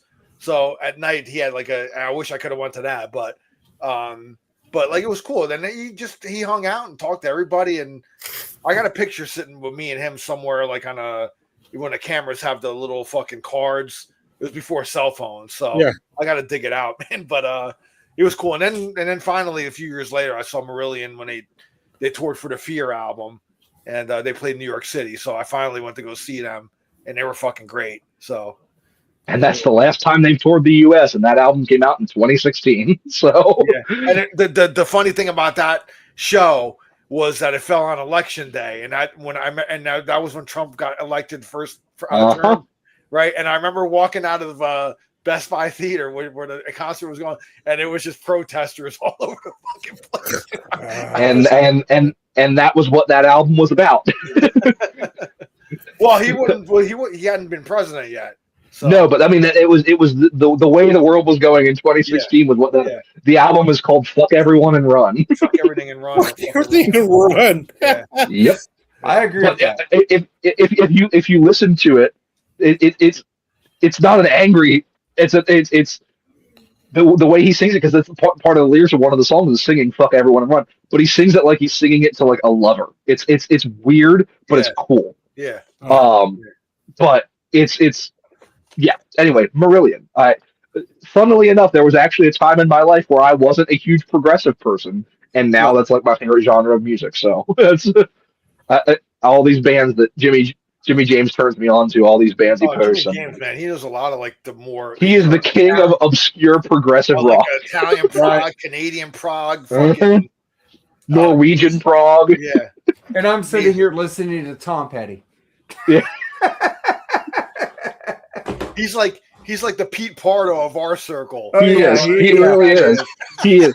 He makes me feel dumb. He makes me feel dumb.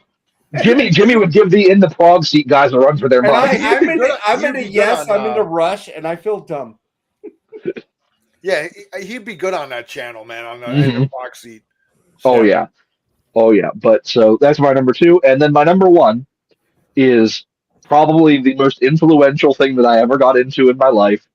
Thank you to Ian Wadley. My show is named after it. Frank Zappa. That's when Ian really got me into Frank Zappa. I had never heard of Frank Zappa, and that was something that was very, very important to Ian, and Ian talked about it all the time. And I was like, you know what, I got to check this out. And he talked about a couple of different eras, and I looked at different stuff, and I just really connected with it to a point where when Ian had his radio show, he named his Frank Zappa block after me. And that's why my show is named Joe Staub's Garage, because that was the block on Ian's show every week, was the Joseph Staub Garage. He would start and end the block with Frank Zappa and then play some kind of weird bullshit between it. And because of the impact that Discovered Zappa had on me, that's why he named his block that. And so I couldn't pick anything else at number 1, just because it's probably the most influential thing in my music taste in the last 10 years was discovering Frank Zappa. He got me into Frank Zappa also. He told me, I said, what album should I buy by Frank Zappa? He said, Zoot Allurus. That's the one. And I downloaded everything, and then Andy on my radio shows I had everything Andy asked for Frank Zappa, and I loved everything that he played. Yep. I just found this one at a thrift shop. Oh God, not that one. Not Thingfish. But for $2, you got to pick that up. I'm a elitist. I have to have it all. So my guitar wants to kill your mother. Come on. Yeah. But it was Zoot Allures. Yeah, so that's a great one. Okay. Yeah. Well, for me, That's the only one I that got was what my Ian CD was- on him. for me, That was I what always, Ian was recommending. Yeah. For me, I always recommend where I started, which is Apostrophe and Overnight Sensation. Those are the That's two good. albums that Those are good ones too because I've listened Yeah. to those really good shit. I started off with "Shake Your Booty" is where I started off with, because my uncle had recorded it on cassette because he's a big Zappa fan. He got me to Zappa when I was still in high school. He burned he put vinyl Here's to another cassette one. There's for me. Apostrophe Yeah, there. that is the one. And I just bought a Waka Jawaka about a couple weeks ago, which is also known as Hot Rats Part 2. You know Mhm. why I put Frank Zappa in league with George Carlin? I put those two together. They would have been a perfect like opening headlining act right there. George Carlin tells the truth like Frank Zappa did. It's amazing. Was that a car horn? Sounded Yep. like Yes. I don't know who. Not for that's me. what it was, though, right? That's Yeah. awesome. Yeah. That's awesome. Anyway, that was my number one. Frank Zappa, the Zap. The Zappader. All right, Al. 4, 3, 2, 1. 4, 3, 2, 1. What? Earth did falling. I have not heard that song in a long time. That's Oh, not my rules. Good song. The sequel to Major Tom. Yep. And not done by Bowie. Not No, done but by it's a Bowie. good song. I like it. That's a great song. Yeah. Does he have any other good songs? That's it. No. I have no idea. I don't even know who it is. I forgot the name. I forgot the name artist, too. Yeah. I don't even know the name of the song. I just know it's called Major Tom. It's Major Tom. Is it Major Tom? Yeah. Major Tom. Yeah. I forgot. It's on the tip of my. And I just When I saw hear it the other name, day I just saw it the other day on satellite radio too, and I can't remember the artist's name. when I hear the name, Mark's looking it up right now. Yeah. I'm looking. It's Peter Schilling, That's it, Peter Schilling. yeah, German Yes. guy. Yeah. Yep. All right, my number 4, I credit Tony Dio for this one. On his channel, Tony Dio's Metal Emporium on YouTube. Yeah. Check, that's a great channel. Check I out. need to check him out. I don't think he's done a video in like a month though, but It's He been a shows- little bit. yeah, he shows off his collection. Oh, amazing! You're He's got a friends with him? fucking amazing collection, dude. he's awesome. You know, he seems to have Yeah. like almost. He's like one of those guys that has like everything, you know. So, Yeah. but anyway, he talked about a thrash metal band called Void. They're from Louisiana, Lafayette, Louisiana, and I checked them out. They're really good. If you like thrash metal with a little more kind of a progressive kind of technical edge to it, Void is a cool band, and I think they came out. I think the first album came out in 2019, so they're fairly new. They're not like, real old band. So Void, that's my number 4. I'm going to credit Pete Pardo for this one. Another progressive band from Pennsylvania called Echo Lynn. Yeah. Yeah, really, really good. And I think Jimmy Schwartz. Jimmy just got me into them. Yeah, I think Jimmy's mentioned them before too, but I remember hearing them on Pete Pardo's show. He talks about them a lot. So Echo Lynn, really, really cool band. American Prague. Yep. This next one's going to shock people because I didn't have a lot. I really didn't have a lot by this band. I only had like a best of, and maybe it's another rediscovery band that it made me kind of delve into the catalog. And what an amazing catalog! And it's another one where like I want to hit my head because like why did I let this band like slip through the cracks? And it's Tim Derling and his book for Kansas.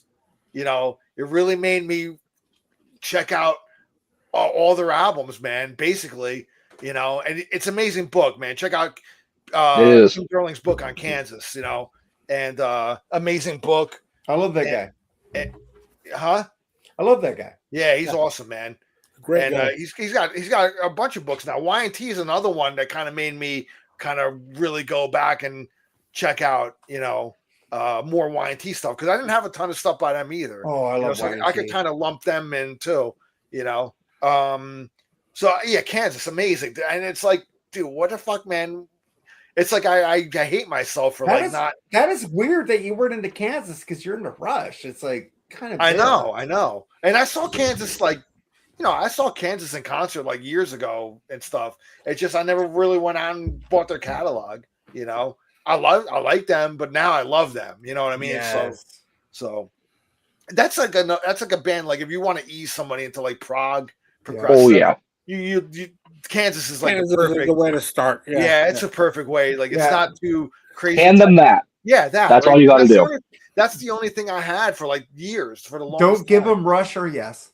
No, give them. No, Kansas. Rush. Well, and this is a little misleading though, because there's not a lot of. I mean, Song for America is really the only really progressive thing on here. That's the. They don't have more commercial. Yeah. Sound. This is like this is the hits. Everybody knows "Carry On," "Wayward Son," and "Dust in the Wind." That's it. Mhm. If you talk to like casual fans, they know those two songs. Yeah. So Kansas, amazing band. I've seen them twice down here already. They're actually playing again this Friday, but I'm already going on. I'm actually going to see Kevin James with my wife this Friday. Oh, nice. The comedian. So she loves him, and I got her tickets for Christmas to see him. So they're playing, and Kansas is playing the same night. So I know Ralph just saw them last week. Yeah. Oh yeah, you just saw them. Yeah. And I think Ralph did. I think Ralph just saw it too. Yeah, I didn't see him. Ralph did. Oh, Ralph yeah. did. Yeah. I saw a clip of him seeing him. So, and my number one, I got to credit my man Edwin Canistracci. We were out one night. It's a funny thing. It might have been when we went to go see Kansas, but we were driving home, and I had my phone hooked up to my Bluetooth in my car, and he's like, "Dude, do you ever hear the band Lucifer?"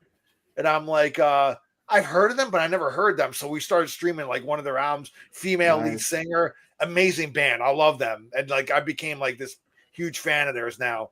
And I think they're awesome. The band called Lucifer. I know there's been like, I think different bands with like, there's Lucifer's Friend. There's all like different iterations, but it's just called Lucifer. There's a female singer and they're amazing. I mean, kind of doomy, and her vocals are awesome. So it's just the same way. Like I just kind of discovered that band Messa with that album, The Spin, Italian doom kind of mixed. Yeah, actually, they have like a new wave kind of mix in there too. I think Andy was telling me that you spun their album. What'd you think of them?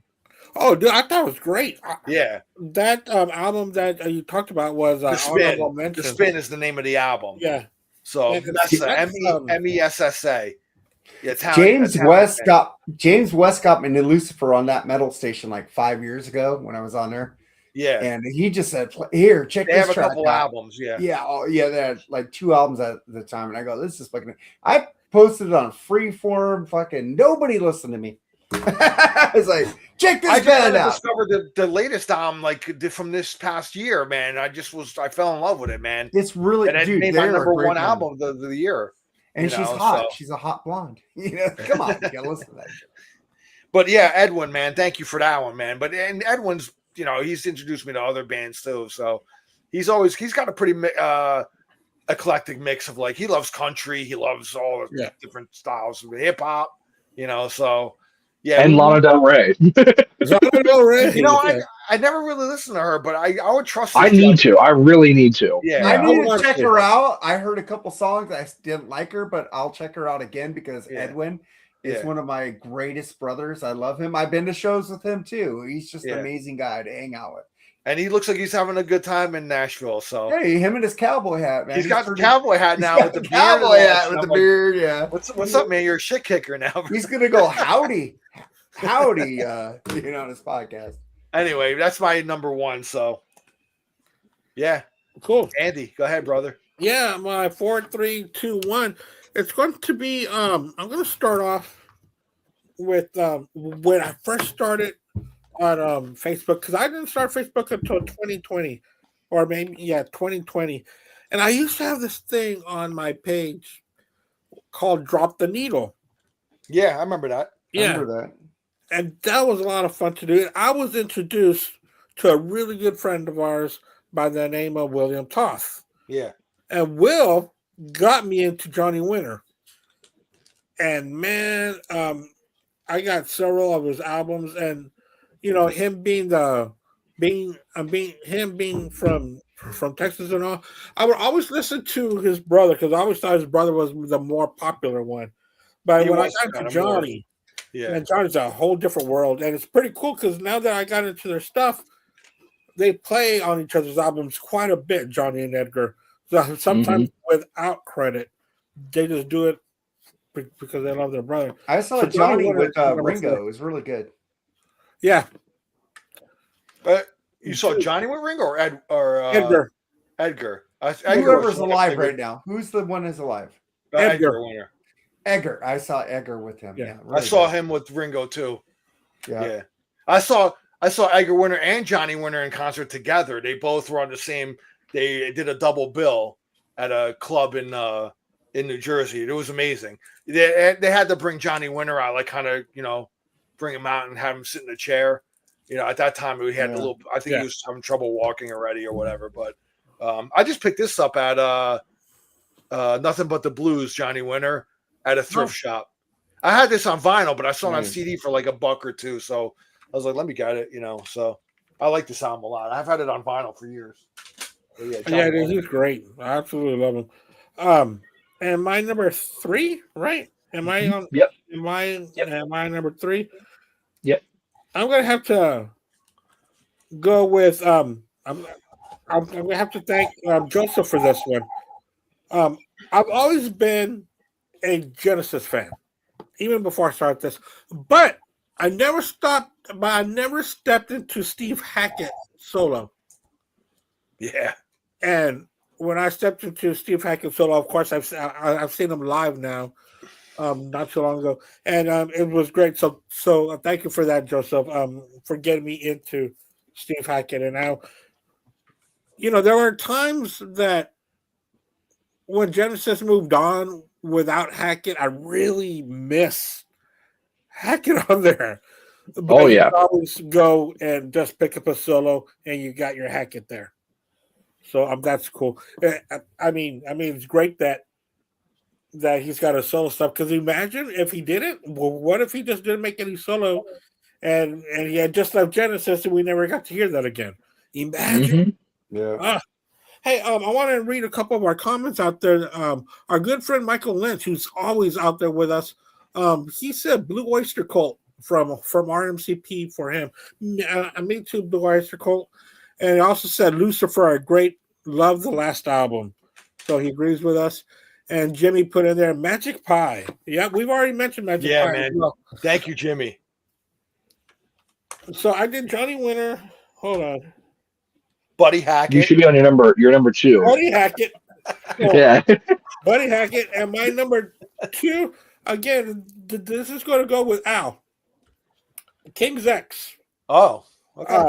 I picked up one of their 5-disc set at a what's the word I'm looking for? It was like a book music shop, and I don't even know where I was and where I found it. It appeared in front of me suddenly. No, I know. It's because I hit a record store when I go on vacation, so I don't even know what state I bought it in. But I know I got it somewhere. It wasn't here. State of Euphoria? I was going to say a state of utter confusion. I was just going to say state of Euphoria. I want to say New Mexico. But yeah, King's X. I've really been turned on by their progressive sound. Jerry got that same thing too. He did. My recommendation. So he talked about. Thank you guys, man. I like King's X a lot. I just like KXM better for some reason. And my number 1. I'm so silly for this because this is a band. Okay, let's do this. We didn't do it for ours, but we do it for you, Andy. Thank you. I know. I'm sorry about that, guys. This band. I'm going to tell you what the trajectory for this band is. I dismissed them. Now I love them. And they might be in my top 10. I know who this is. Soon. Well, not soon. Maybe next year. It takes time to climb up my rankings. And all this is gratitude for all of y'all because y'all have talked about this. Y'all have had podcasts and made, especially on BS Sessions, y'all have made Make Your Own Queen album, which is something that I didn't participate in because Queen sucks. I'm not going to do that. Yeah, you said that. You said.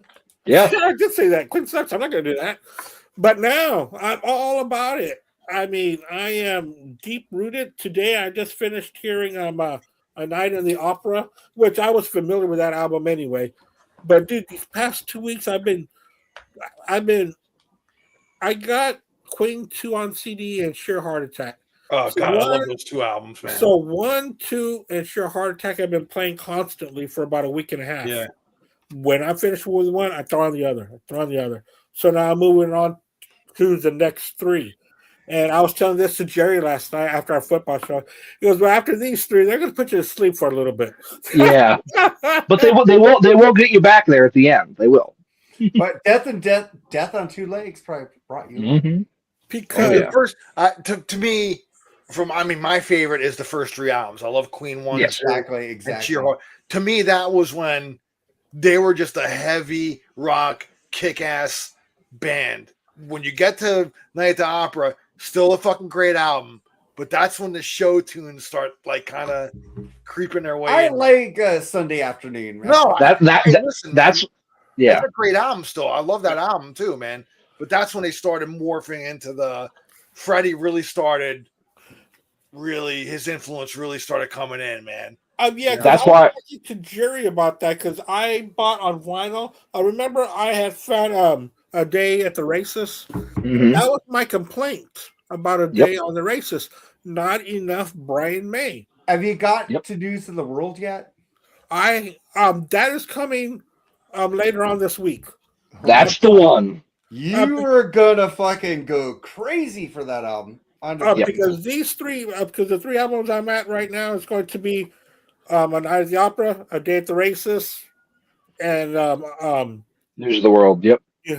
Spread and your News of the wings. World. If you don't love that song, I'm crazy. News of the World takes everything that they had done well on the past few albums and then strips it back. And I think that was their last phenomenal album for a while. Get Down, Make Love. Oh my god. Bum, bum, bum, bum, bum, bum. Oh, fucking Because I'm really digging. Is this it right here? I think no. Where is it? Because I am digging The Miracle as well. Yes. I Oh, The love. Miracle, yeah. great album, dude. I was Yeah, so surprised to like it the way I do with it being so late 80s, Mm-hmm. right? Because I think it's like Breakthrough. 87, 88, 89. 89. Wow. And That's it's when he got still AIDS. being- That album, he had AIDS. and still being very powerful. Oh, yeah. I got Made in Heaven, which is going to be on the back burner right now because I'm going. That's the Which is posthumous out of order. one, yeah. Yeah, that's But Innuendo is an amazing album. Innuendos are ending to me.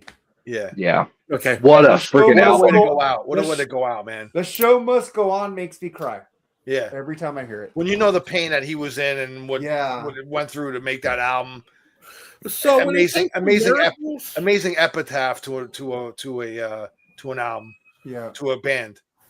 So like The Miracle, is that? That's before.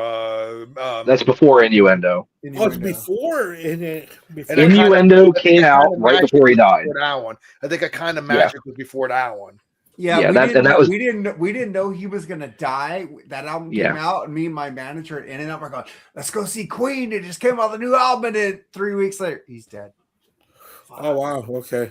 Yeah, Yeah, Not long after the album came out is when he died. yeah. It was 2 or right 3 when- weeks. 2 Yeah. or 3 weeks. Yeah, It came out in 91 and he died in November. Yeah. yeah. And then Made in Heaven was released after his death. That was Yeah, that was 95. Yes. Leftovers. That was 95. That, Yeah. that was like their coda from Led Zeppelin. Okay. Yeah, All right. Yeah. So like I said, I said 2026 was going to be the year of Queen and Spock's beard. And it's only January 13th, and I'm like knee deep in Queen right now. So Hey, that's where I'm at. So Hey, that's you're- why I hey, said at least you came to the party, man. I am impressed with you. yeah, at least I wasn't kept on being hard headed and saying, "Oh, well, I'm not going to listen to them." Now you got to listen to Live in Look at that. Montreal. Look at that. Live in Montreal is a great fucking live album. By the way. Dude, on Tubi, that's 74. That one right there. That's a great fucking album. What's the 74 one? Yeah, that one, man. I saw This is that. fucking amazing. Dude, Yes, This is fucking amazing. yes, I saw that. That's on Tubi right now. Live Killers Queen is not their best 74 live album, by the Rainbow. way. Yeah. I have I also have, this is the DVD, but I also have the 2-disc CD version. Oh no! It has the concert. The video version was the Sheer Heart Attack tour. It also comes with a CD of a concert from the Queen 2 tour earlier in the year at the Rainbow. So it's 2 concerts from the same year at the same venue, but earlier on in the Queen 2 tour, it's just songs from the first 2 albums, Okay.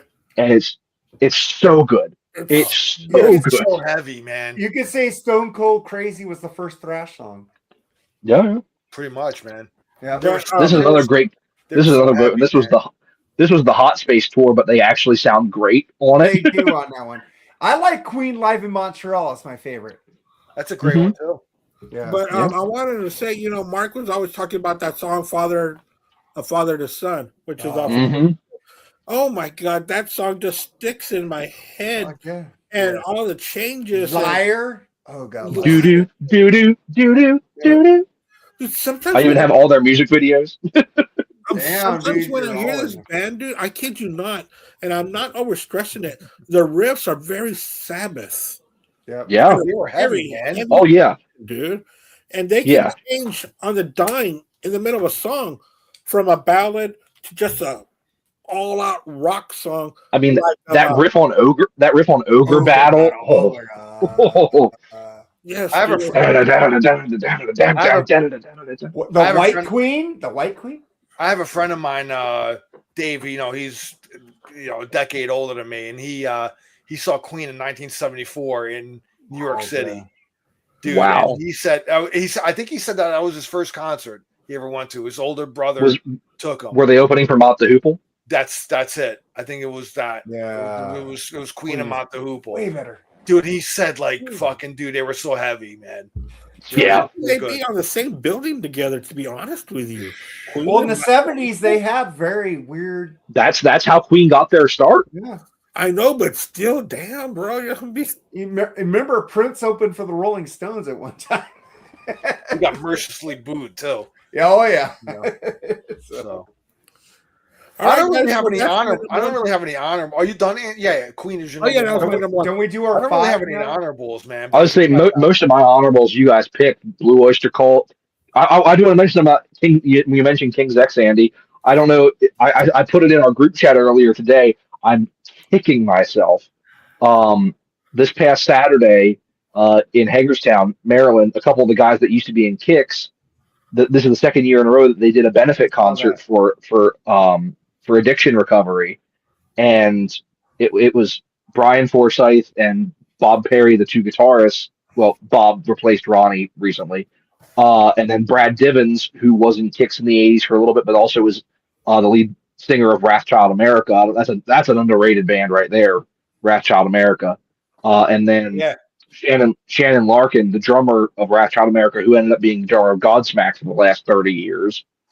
They all did a benefit concert together, and they brought Doug Pinnick up on stage from King's X and did a couple of Jimi Hendrix songs. Oh yeah. And I am kicking myself that I did not go to see that because I could How have. far away were And I'm you from you? so mad. I saw Doug Pinnick on the Experience Hendrix tour, Mhm. and he got up with Joe Satriani and the ball drummer now that's in the Best of All Worlds. Oh, Sammy's that's band. what's his name? Aronoff. Kenny Aronoff. Aronoff. Yeah. Those three, Mellencamp's drummer. Yeah. yeah, those three got up on stage and they jammed Hendrix songs. It was fucking, dude. It was amazing, dude. Oh. It was awesome. So they did probably they probably did like a 3 or 4 song set. Didn't we have a +5? I did a +5. I got 5. Yeah, go ahead. Yeah, that's why I said most of you guys mentioned mine. That's why Go I ahead, said Mark. You can guys. go, man. Go ahead. Yeah, go Well, Mark. I got this band because when I started the podcast, I go, I want to interview people. So I went and checked out videos, and I got this lady, Ronya Kaminsky from the Pinpricks, the band out of Germany. They Yeah. are really good. This girl plays Jimi Hendrix. Her dad taught her to play guitar. Really good band, the Pinpricks, and they named their band after Pink Floyd because just a little pinprick. That's pretty cool. And another band, these are bands I all interviewed. Nena Lorena from Smackbound. She's really good, really hard rock singer, really good album they did 2020. I don't know what she's doing now. Another band I interviewed was Bourbon House, blues rock with Lacey Crow and her husband, Jason. Really good fucking band. Check them out. Bourbon House. What's the name of them? Bourbon House. Oh, Bourbon House. Okay. Yeah, if you like Ann Wilson, bluesy kind of singing rock, Yeah. really fucking good. We interviewed them. And another band, Katie Hart. She's a sweetheart. She has a band called Sunflower Fox and the Chicken Leg. Weird name. But if you like Ann Wilson of Heart, she has that power. Oh, do you know Really- what? Didn't they release an album this year? I think so, yeah. I got all their shit. I think you shared it with me. I liked it a lot. Yeah. Well, these don't go in particular order. And another band, Canadian band, Roxanne from Late Night Trouble. Really good Canadian band, great singer. I interviewed all these people. So I put them on here because I wouldn't have met them if I wasn't doing podcast. Right. So- Oh, dude, that's perfect. That's awesome. Yeah.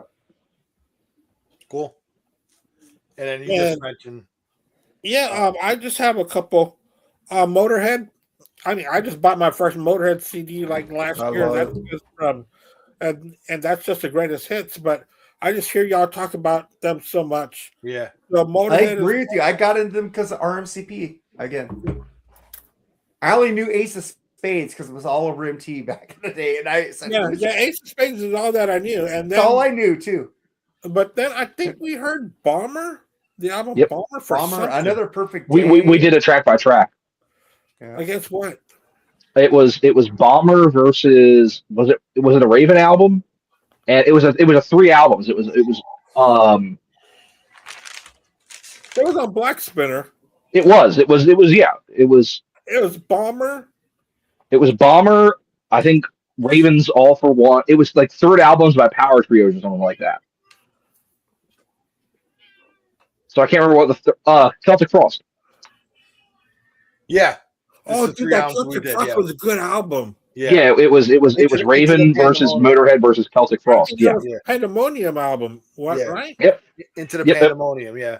Yeah. Into dude, That's when that they was- really started getting experimental and shit like that. that Yeah. was the exp- Yeah. dude, that's a good album by. Yeah, that was I think we did that last March.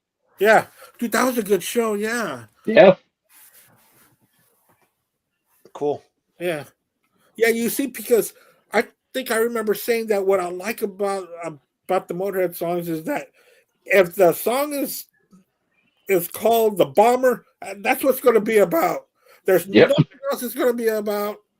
They're going to give you the definition, and they're going to give you a scene of that definition, and it's fucking awesome. So another one that I had, I know that I was listening to Kiss before I was podcasting, but I sure as hell didn't buy so much like I did and listen to everything like I did and be a part of so many podcasts like I do or want to be a part of any kind of podcast for Kiss. So Kiss is another band that is on that list. Who else is on? They're going to be bigger than Ruben and the Jets, man. The good one. I don't have that one. I don't like that period by him. I saw this in the thrift shop too. And then anything Zappa I see for Oh cheap. yeah, dude, I would buy it too. I got this one too, leather. That one. I love having that album. Yeah. that's a Oh great yeah, one. dude, that's a double, That's It's a triple. triple, right? Yeah, look at that, man. 2 CDs And there. it was supposed to be when it was supposed to be on vinyl in the 70s. It was a quadruple album. and another Yeah. one there. Yeah. But the thing is that when I try to listen to it separately, it's not in order as the leather is or leather. Yeah. Sorry, because it's all mix match because it's live in New York. It's live in New York. It's also Studio 10. Yeah. And Sleep Dirt and Orchestral Favorites. Orchestral Favorites, which I got all of them on vinyl. So when I try to hear it once the lather way. Nah, you can't. Flipping albums. No way. Yeah. Yeah, dude, that's awesome. How about that? Yeah. I love having that CD because you can listen to it that way, but then you can also go back because I mean Zappa in New York works so well as a separate album. Oh yeah, it really does. Yeah. It really does. And that's my favorite live released. In Mhm. this time. Of course, Zappa in New Yeah. York. there's so much more, but Zappa in New York is just so damn good. Yeah, I like it better than Zappa, Roxy, and everywhere else. I like Zappa in New York.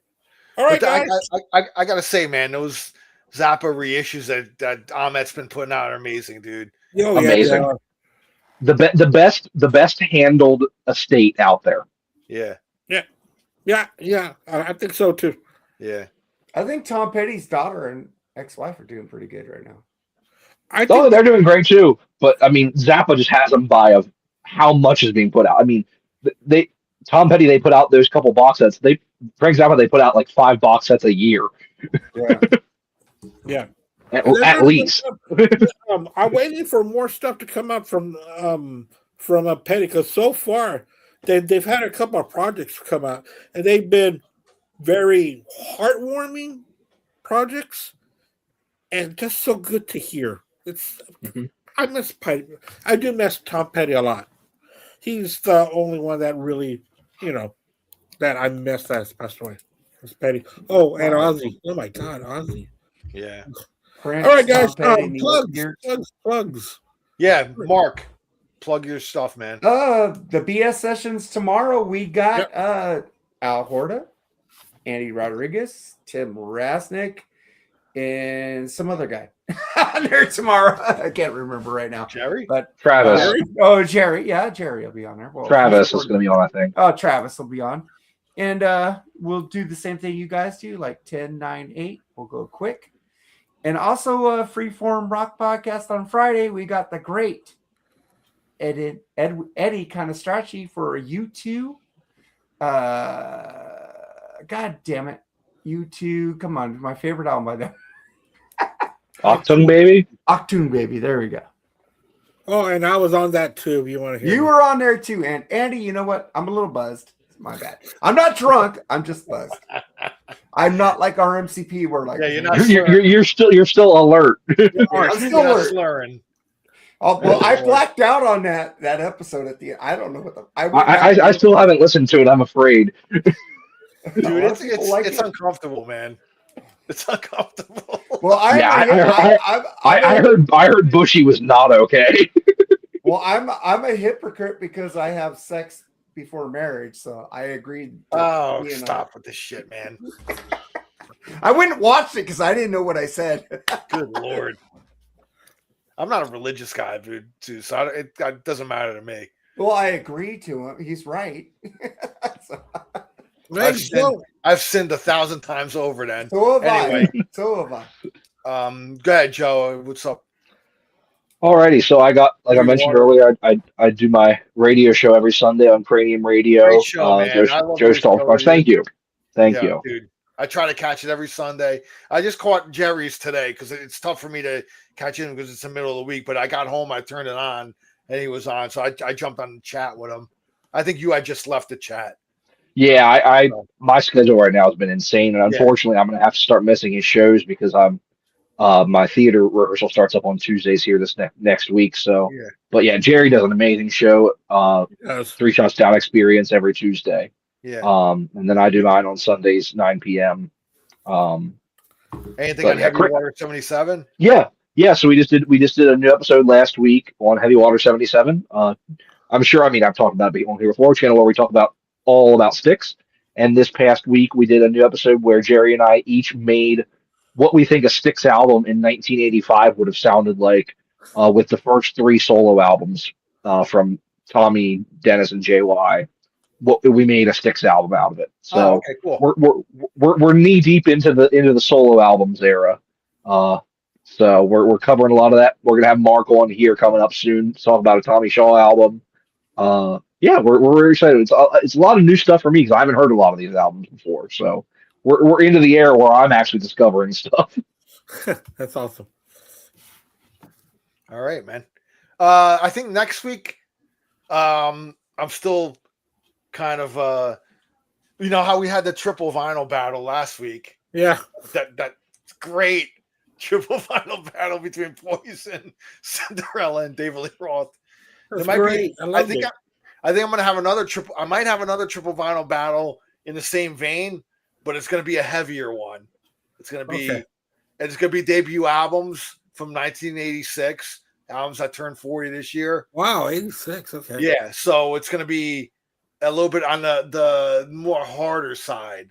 Let's just say. Okay. Well, I would have been more on the Poison Cinderella side. Yeah, we know, Mark. I was. I was so thrilled to do a Poison. Who was it that it was me and the Mooger Fruit? I came to the conclusion that the Poison Look What the Cat Dragged In is actually a concept album. Yes. We love started that to album. piece it together. I'm a We really concept put it album. together, and it is And a it makes concept sense. album. You know what? No, not in the Let's front. Let's take it out. Jump in the back. No, not in the front. Jump in the back. Yeah, It's I a think fun rock I really album, think it man. is, dude. It's a What? fun album. It's a fun Yeah. album. Ow! Just for anyone who might not have seen it, what did you conclude that the concept was? Oh, sex, dude. Sex. It's all about sex. Sex, the whole thing. Really, a Poison album about There's really- sex? There's a really Hard continuous to thread hard to throughout the whole believe. album, man. If you go through the titles, first you cry tough because you want action and you won't forget her, but you'll play dirty. But look what the cat dragged in. Talk dirty to me. You want some, you need some, and then you blame it on her, and then you're the number one bad boy. Yeah. Yes. Oh, Mama, God. please let me go to the show. That's about going to a rock show at least. No. You